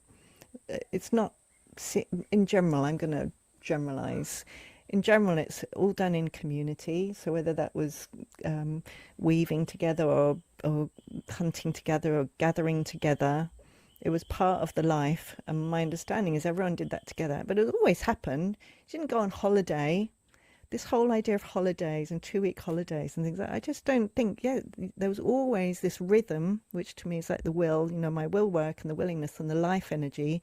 There was always there running through the thing. And yeah, in different cultures that might be, you know, working 2 hours a day and then hanging out and dancing and telling stories. But like, you know, lying on a beach or something, yeah, they might be lying in a hammock every day. But to me, it just makes sense that this whole idea of like DDC is like, and particularly DDC, isn't it? You work really hard, whether it's a job or then it becomes the entrepreneurial where you work really hard and then you have these holidays. I don't think that's how our system works. For me, in the willingness work, is there's a momentum thing. So I find if I also experimented a bit with Christmas. I did less. And then I find it actually takes me quite a time to get a momentum going. Whereas if I just go down, but I still Hmm. keep the momentum going on a low level, like it might be just less. So that's what I much prefer. The momentum's still there. So it's easy just to have times where the momentum's there and I'm doing more, or the momentum's there and I'm doing less. But I don't stop the bike. I don't get off the bike. Well, I'm not. I did more at Christmas, and it's just my same experience. Like, what the hell is going on? I cannot think clearly. It's taken me Yeah. so. What the hell has happened here? So Yeah. I've learned through that experience, and the way I see it is that we're the in will energy, our life energy. We're meant to be moving, and yes, we can slow that down and speed up, but if we stop it altogether, it takes a hell of a lot. So in my map model, I wonder if that's what happened to you, is then to actually almost restart your whole will energy in your system again. That's what you've done. I don't know whether that is I affecting love you. that. I think that's such a great way for people to look at it because, first off, I want to put a pin in the storytelling. That is, let's put a pin in that. That's Okay. actually, I had a breakthrough then. Oh, good. But the other Great thing timing. Yay. around, um, I'll go to that first, Yeah. is the storytelling. That's such a beautiful way of putting it, is to be concise and to be productive and to be efficient. We use nervous system regulation instead of a whole paragraph story. Hmm. And if we say the story with the little nuance, with the Hmm. hormonally supportive and all those things, with the story of how that was affecting me, the brain fog and the night sweats and the not waking up feeling antsy and feeling anxiousy and I've got to get like stuff done, but I can't and I can't think and I got brain fog and nothing's working. That is, and then doing it, changing my habits and changing my behaviors in order to be more supportive of obviously my body needs something different in this era of my life and giving that to myself. Telling that story does take up more time, take up more Hmm. space, Yes. but the storytelling makes it specific to that specific situation. Yes, and the specific person. So then it Yes. becomes Joanna having this experience rather than yet another the million and one person who's talking about how dysregulated or regulated they felt. I guess that's They were why feeling.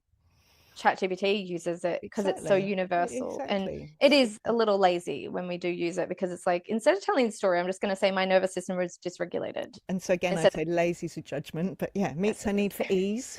yes, Feel free to. I invite you to use lazy if you want to. I And know. my translation is it meets our need for ease, isn't it?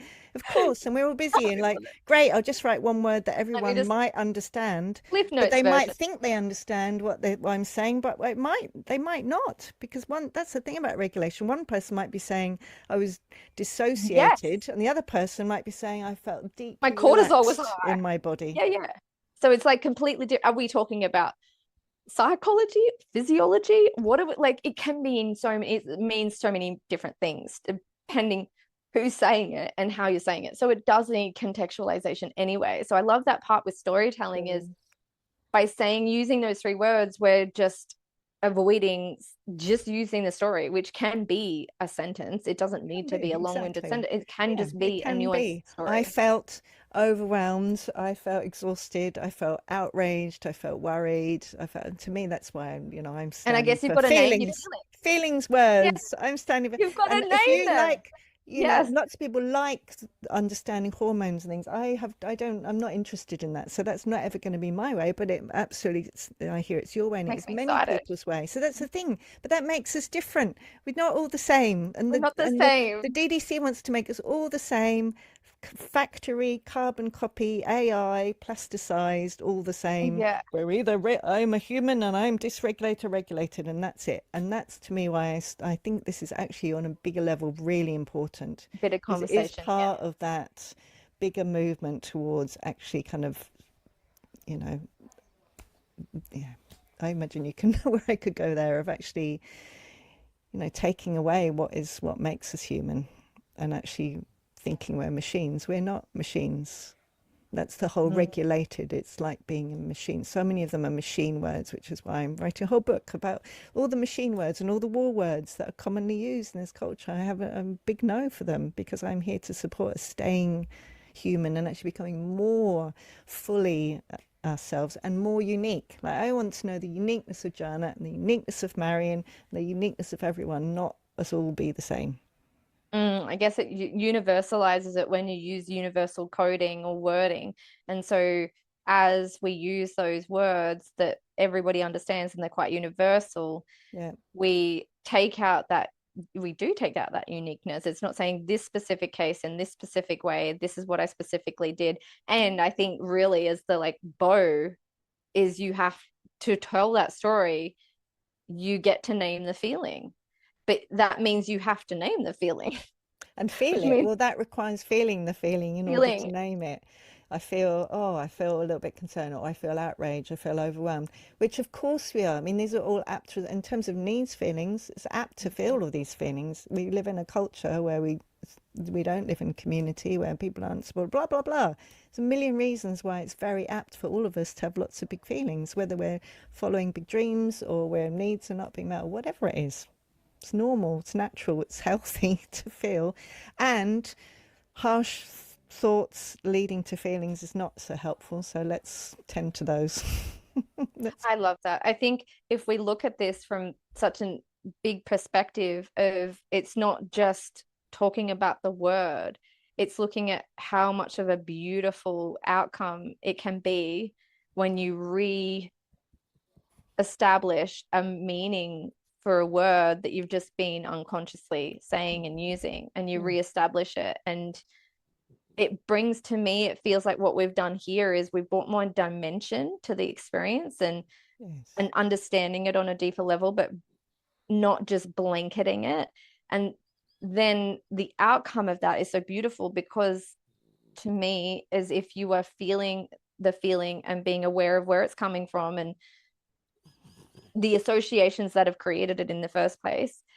And then you can look at it, you can make changes, you can adapt, you can feel it. And I, from that, to me, you enter manifestation land. You enter that like emotionalization. And to me, the only way that I bring things in that I dream of, yes, I take the actions, but when I visualize And only the visualization, the only point of that is to feel the emotions, is so that I can bring in some feelings into the now of what I want. So whatever I'm wanting, going, okay, visualize that happening. For me, the visualization helps me to emotionalize it, brings the emotion into my body.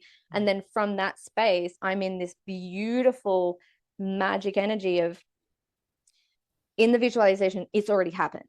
So if it's already happened, and in my emotions, I'm in awe and I'm in wonderment and I'm in appreciation and gratitude. And from that space, I'll get the ideas, and I'll get the inspired ideas like, oh my gosh, let's write these books, or oh my gosh, let's do this. And I get better ideas and I get bigger ideas, and they all come from the emotionalization of feeling like I'm in the big dream now, not it's over there and one day, or maybe, and hope and consistency, discipline and focus, and let's go.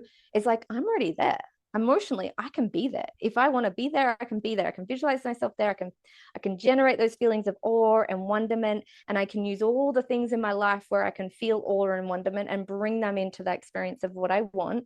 And from there, I'm getting inspired ideas like, let's start a Substack, or let's do 8 books in 8 months. And I'll get these random ideas that are not so random at all. They're coming from a space of emotionalization of, it's already happened because I'm already in it, which requires emotionalization, which requires activating some feelings and some emotions. That is also going to have another effect of activating all the stuff that comes with that, of like, if that's happened. Exactly. But to me, it gives me those inspired ideas, and those inspired ideas are the manifestations. So if I visualize it and emotionalize it and grab emotion and put an emotion with it, and I feel the feeling of already being done, the idea that I get is the manifestation, and the action is the manifestation, because that actions come from a feeling place of, I'm already there.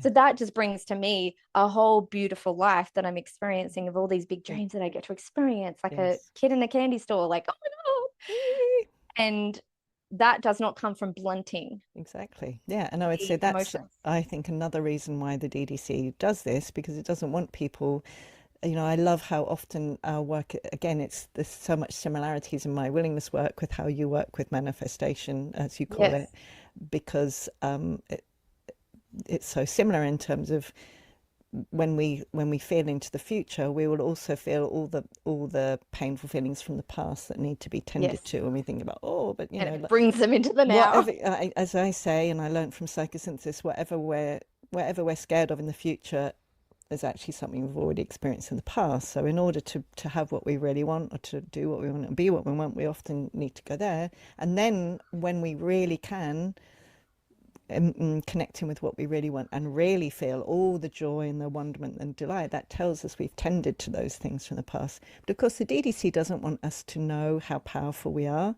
to connect with what we really want, to do the inner work in order for that to come into being. So of course the DDC wants everyone to be like, no, I'm just regulated and I'm calm, which means basically let's feel one feeling. Treat all emotions the same. Again, at the most extreme. And again, this is not for everyone. Not everyone is doing this. So I really want to emphasize that. But I think that's the I can't even say the danger of this. And I think that's why I really want, I think, for both of us to speak to this, because this is not to say everyone is doing this, but I think this is the potential of what can happen if we keep going in this direction, where every post on the internet has got nervous system or regulation or dysregulation or co-regulation. Or trauma or triggered. Or trauma informed. Those seem I've to got be a whole thing. I've got a whole series to do about trauma informed. Oh yes, I remember when the trauma informed was the trend. So the thing I think also with us is we've been doing this a long time. So I started posting on the internet in 2006, and I've watched the way that when terms are popularized. Yes. I need another word than bastardized, but it's the same. It's like ruining a word that maybe had I know, like another word I'm not going to now use because it's lost. Like, I'm not even going to say one of them that used to be one of my favorite. Alignment. Loved, huh? Alignment. No, not that one. I'm not even going to. Meta. I used to love the word meta, because to me, really, like I used that a bit. I loved that word. Now I just no point. Oh my gosh, yeah, I've used it in a reel recently, and I said mass and meta, and around coaches that don't generally go viral because they speak in meta terms. So they're very experienced, and so they speak in less mass and mass and meta, and then people just didn't understand what I was saying because they had a different interpretation of what meta means. Yeah, I remember when you wrote that too. I'm like, yeah, so it's lost. I mean, it's lost its meaning. Yeah. And I shouldn't have to explain what meta means versus mass. It's like meta and mass, but I need to explain it. And then that didn't go viral, but it should have because it was great. But it's the stuff that's more mass appealing that will go viral, and you can play with that. It doesn't mean you can't play with it. I play the game. It's choice, but that's the thing, isn't it? It's choosing. I understand where I'm playing it from. Exactly. Yes, you can play the game from the place that you feel that I'm playing the game. When I go viral, I'm like, I know what I'm doing versus I'm playing the game because I have to. I kind of like get this, I just get this little energy to it, like, let me show you how I do this. And that is when I started going viral, was when I started to do it that way, more like, I know the system, let me work it. That's to me is power, isn't it? It's like the DDC wants us to be powerless and to all do the same thing. But power is choice. That's all related to the will work, is when we say, actually, I'm going to choose to use it because I know, and I'm using it with awareness, and I know what happens, and you feel more powerful. And so the whole aim is, again, ways and words and spells that help us feel more powerful and more loving, not less powerful and less loving. Words are spells. You know what? Like for me, wrapping this all up in my mind, what just came to me really strongly was free-spiritedness. And it's a word that I've said for so many years as I help the free spirits on the internet.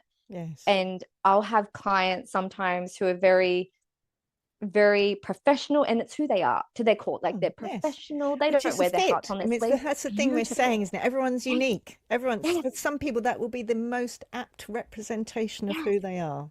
It's who she is to her core. She's professional. She's well-spoken. She's considered with what she speaks. She doesn't talk about her private life. That's how she is from the time she wakes up to the time she goes to bed.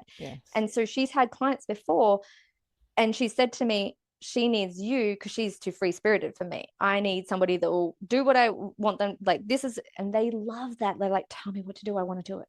Whereas people come to me and I'm like, I got you. Like the free spirits that are spirited, they feel everything. So it's like they're like walking, talking, feeling beings. And most of the, coaches, mentors that are used to the ones that will just do what they say and just do it, they just adhere and follow, and they are happy doing so. They love the strategy. They love to follow it, and I'll get A pluses. The free spirits, I feel, are untamable, but that's such a beautiful thing. What a beautiful thing. And I'm like, I got you. I can work with this, because the more feelings and the more energy and the more spirit you have, the more I can give you a map that's going to work with that, not against it. So many people, and since the beginning of time online, I've said work with the way that you work. And most of us as women specifically work against the way that we work. And we make it so wrong. And we're like, I just need to saddle up. I just need to do the thing. I just need to do what I'm supposed to do. And that comes down to, I think there's a massive, for the last 2 years, this might go off in a little bit of a tangent, but we'll see where it goes. For the last 2 years, I don't know if you've felt it, but online I've felt in people's fiending for strategy. What's fiending mean? Fiending, like frothing on, like I need strategy. And I'll notice that when the collective gets into a more survival instinct. So when they're in a survival energy, they will go to the more predictable, less free-spirited ways. They'll go, just tell me what to do and tell me how to do it.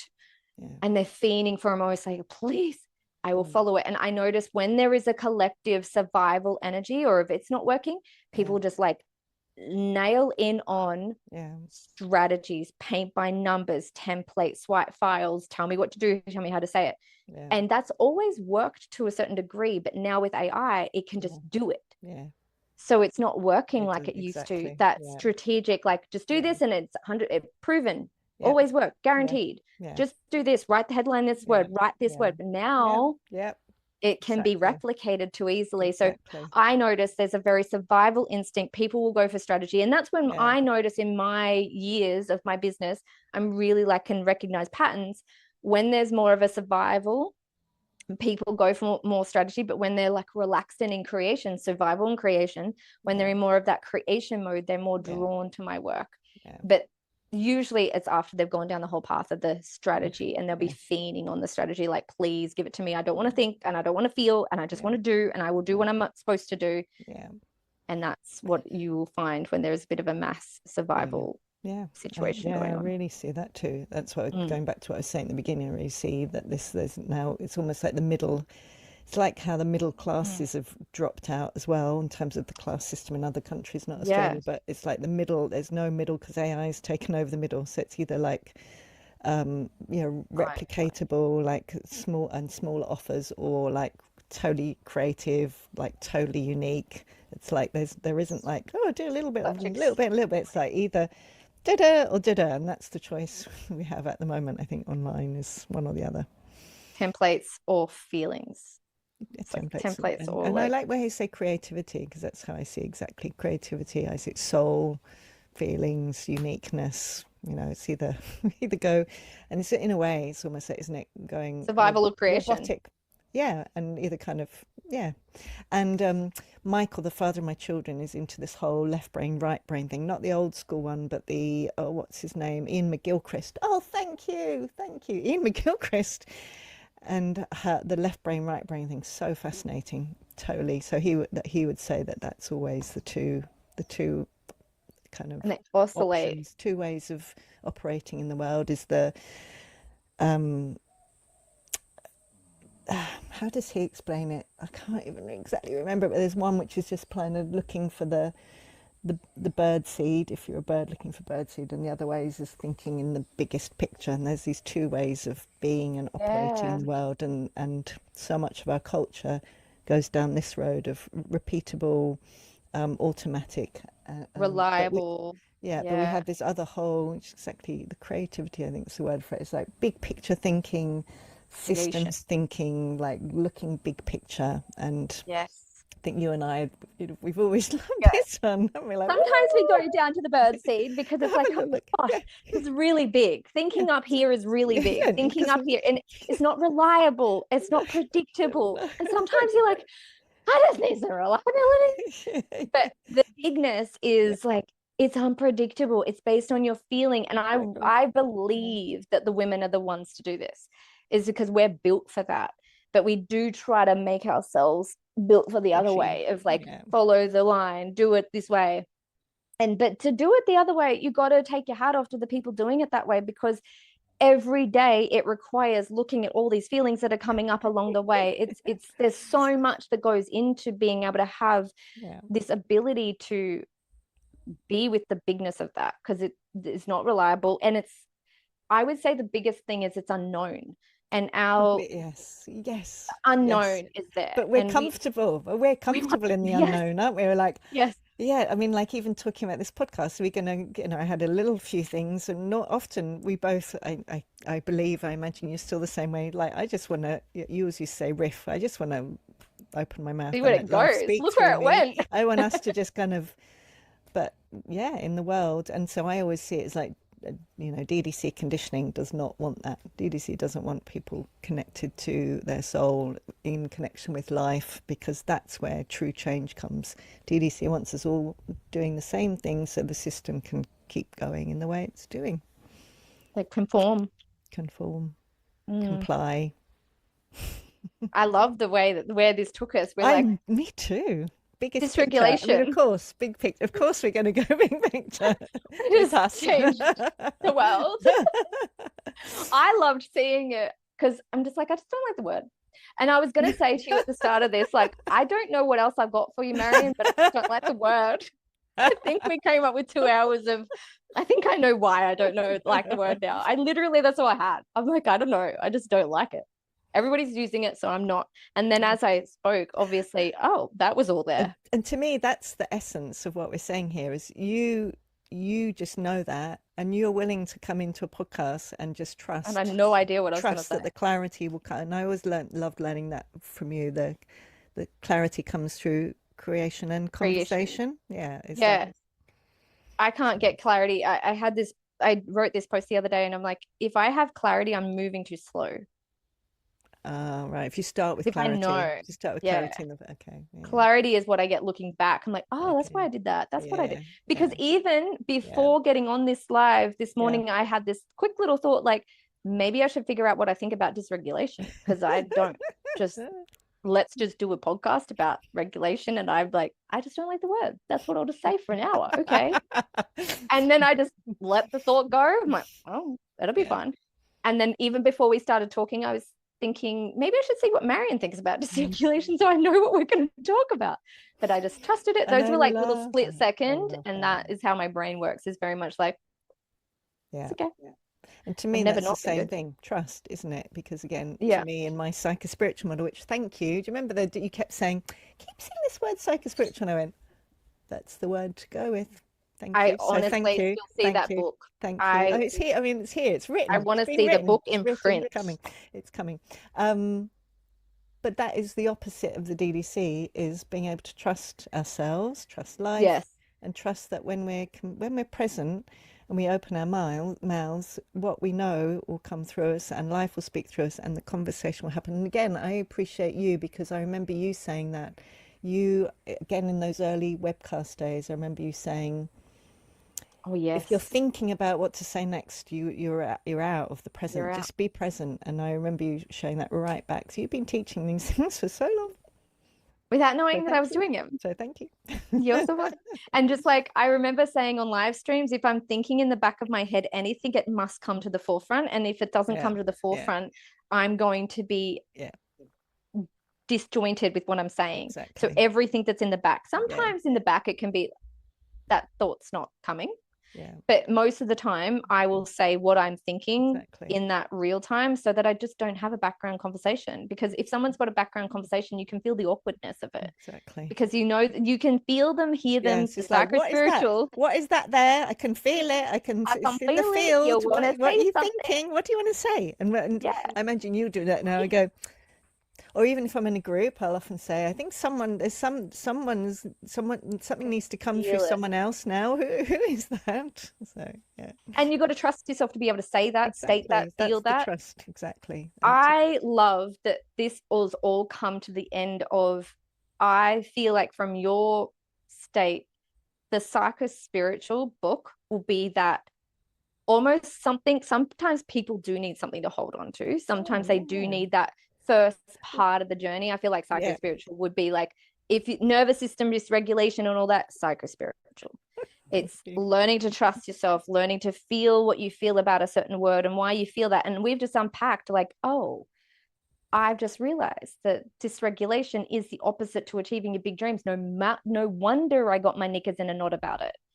No wonder I felt all sorts of feelings about a word instead of just going like, oh, just don't like the word, whatever. Yeah. Yeah. But I felt like there was a strong energy there. There's a passion there. And even after we had our little riffs here, Yeah. there could be a tendency, if you weren't in the psycho-spiritual, really trusting yourself, you'd be like, why are you getting so hot and bothered about a word? But there's like allowing yourself to have that passion, allowing yourself to be like, yes, let me show you. And like you might be able to feel how I'm feeling about this word and why I feel this certain way and why it matters so much. Yes. To me now, I'm like, oh my gosh, no wonder I've been so hot and bothered about this word. Yeah. Because it literally is a blunter for your big dreams. It blunts your big dreams. So now I have a sentence around that. Blunts your big dreams. It does. I love You that. can't feel them. You can't feel them through. And do you know what? I actually think the long form podcast is actually also the antidote to all of these terms, because you know, we've both explored this. I've explored this a lot. I mean, I've written several articles. It's a chapter in my book. I've written PDFs, and still I got more clarity through conversation. It's through long form conversation that clarity comes, that we understand more and more nuance and more depth. And so to me, it's like the one word is the opposite of that. And to me, you know what, is through these conversations we've come to a distillation, each of us. So you've got your sentence. What is it again? Blunts big dreams. blunts the big dream. It's the literal opposite of like retriculate, feeling your way into the big dreams. I always say, if you want $100,000 a month, you're going to have 100,000 move throughs of emotions, of things that are coming up. Those are like the thought feelings and the healing. Like those are going to be 100,000 of them. Not very many people are prepared to do that. Exactly. But you I've see always what? But to see me now, you've got what I call a distillation. It's a nuanced distillation through conversation. And so what I would love to say is I still think there's a possibility of saying in one, well, you've just shown us, you've given us that evidence. You can say in one sentence something that is formed through this conversation that you now have that's still short. Yeah. And that's, I think, what I'm really passionate about clarity, distillation, short form words, but that come through considered conversation. So we're saying at the beginning, you were talking a lot about the unconsciousness or just the saying a word because everyone else is. I think what we're both doing is inviting everyone who's interested, who wants to, who is willing to explore, to have conversations about this. How do you feel? What word do you want to use? And actually, what's your relationship with a word or any of these words? And what would you like to say? And it might exactly be that word, or it might be that word in a sentence, or it might be something else entirely. But we're then using these short form things like, I don't use X, but whatever, Instagram. We're using these short form things, but in a way that is like a hologram. It's a hologram of the whole. It's not a piece that's cut off, hacked off, one little hacked off piece that has nothing else. Hologram, a hologram includes the whole in it. So your sentence now, I would see as a hologram because it includes the whole of this conversation and all the times that you've gone, oh, I really don't enjoy that word. That's the beauty. We can do things quickly, as we show, we both evidence that. We can do things concisely, but we can do it as a hologram of the whole rather than as a hacked off piece. From a branding perspective, my brain has just gone into branding is you can do it quickly or you can do it uniquely. And so if you were saying nervous system dysregulation instead of saying what you really think, you're going to come up with more of a better line that works with your brand. So I say if you want $100,000 a month, you're going to have 100,000 of moments of feelings. Yeah. And also it blunts your big dreams. And then I can go back to some of the codings and sayings that I have about big dreams is, for example, fear, resistance is fear made manifest now. And that quote of mine opened up so much because it was a way to distill how I see fear showing up when you go after your big dream. It's like resistance is fear made manifest now. So whatever you're fearing about this big dream, parts of it may come into your current reality to show you that fear in real time. So it's like fear made manifest. So fear of success made manifest now. So if you think success equals hard work, resistance is fear made manifest now, you're going to be feeling these feelings of hard work and experiencing that fear right now in your experience so you can work through it now. But that took years and years and years of speaking on it and talking on it. And how do I distill this thing that can sometimes carry on for 3 years in your life? And you can't figure out that every time I go after my big dream, I think success equals I'll be a bad mom. I'll be a bad mom. And then you have these little experiences of like, oh my gosh, I'm being a bad mom and I don't have the success. What is going on? It's these like confusing things. And how do I distill that? And I think you're right. Those conversations and talking through them and critical thinking about it. And then you're going to come to these unique ways of explaining it. And then from a branding perspective, it's going to give you an edge. It's going to have a point of difference because you're explaining things in a completely different way, but in a way that's like so distilled that I get that when you say resistance is fear made manifest now, or when you those codings that become so yours, your own quotes, whereas it's kind of like comparison is the thief of joy. That's not yours. If you go through and have those big conversations and break down those words and look at each of those words and go, okay, how does this feel? And you're in the field, you're going to come up with your own exact way of explaining it. And then from a branding perspective, and then from a monetary perspective, that's where my brain goes. So that figuring out the words and what they mean to you, there's going to have more effect than just use a better word or word that works better with your system. Yeah, exactly. And in my way of looking at it, that's us connecting more and more deeply with our soul, with who we're each a unique soul. And when this type of process means we have a like, oh yes, that's us being unique. And the more unique we are, the more we're expressing from our true soul nature, the more the people who resonate with that, the feel that connection. So that's will. There's will and love, uniqueness and connection. That's how that happens. The more we're connected with who we really are, the more the people who resonate with that will go, yes, that's what I've been looking for the whole of my life. I found Yeah, you. just connects in a new way. I feel Yes. like this whole call, I think, will connect in another way because it really goes into the depth of like, what do we mean? Yes. And what is the benefit of like choosing a word that feels better and more representative, and not a word like a sentence that's more representative of your experience specifically, because there's so many different ways that things that this regulation can mean. Exactly. Regulation can be rules that the council sets, council regulations. Like it's such a big, a lot of different meanings with one word. Exactly. Yeah. Which is why I have a whole book full of words. I'm Because to excited for me, the glossary. but Dee Dee says, oh, it's another one of those. Oh, just write a little book, and I write it in a month, and then I start writing. And I'm like, oh my god, because I I'm love going how we down all of underestimate. these, like, oh, wow, wow, and I'm reading all these fascinating books about the algorithmization of words. I'm reading a book at the moment, really interesting. So, Wow. anyway, and to me, it's about the DDC. The DDC want everything systemized more and more, and this is the process that happened with the printing press. You know, language used to be, we used to have way more languages, printing press, spell it however you want to spell it, doesn't matter. So many different accents, and the nuance and the particularity in every accent was located in a place. So if you lived in a particular little village, you would have a different accent from another village, or if you, for the Indigenous people in Australia, a different language. Every Mm. place had a language. And so the more and more and more we get into all speaking the same language, in some ways it's really wonderful in terms of love and connection, that we have shared reality.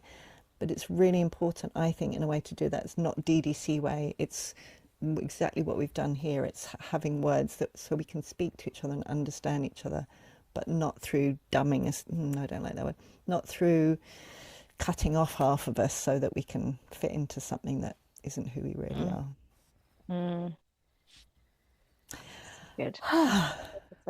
Oh my I'm God. glad I got that out of my system. Yes. Needed to come through. Oh my God, I I feel love all this. sweaty. Yeah, me, I actually do too. It's got hot here, but Felt very also, passionate. A bit of a passionate race there. no, wasn't it? We've both got an and isn't that beautiful? A conversation from the specific, one word takes us both. I think we've both connected to some of our most important passions and Realize why we care about it yeah, even deeper. yeah. I love it. Thank you, lovely. Is there anything you want to say to complete, or any way you would like to send people to if they're not familiar with your work, or what would you like to say to finish? I feel just do what you feel called to do. If you feel like looking me up, look me up. But I love that. if you feel like clicking some links down below, click some links down below. But if you feel it, go for it. Great. I feel Yum. good. I feel complete. Me Done. too. You can go off and have a So swim. I You're feel probably going to go yes, to the that's what I beach. feel like. I'm like, okay, I need to swim now. I need to Yeah, swim. yeah, yeah. Love it. Well, thank you, lovely. I wonder whether we'll know, won't we? Whether we'll be like, oh, well, we'll see you again in another 12 years, 11 and a half years, No. or see you next week. Who knows? Yeah, Who maybe. knows? I love it. I love it. Just feeling based. Yay. Thank you. Thank you to the listeners For and having me. watchers for being here. I'd love to hear how you feel, what you think, and Yeah. so much love. So much. Bye. Bye.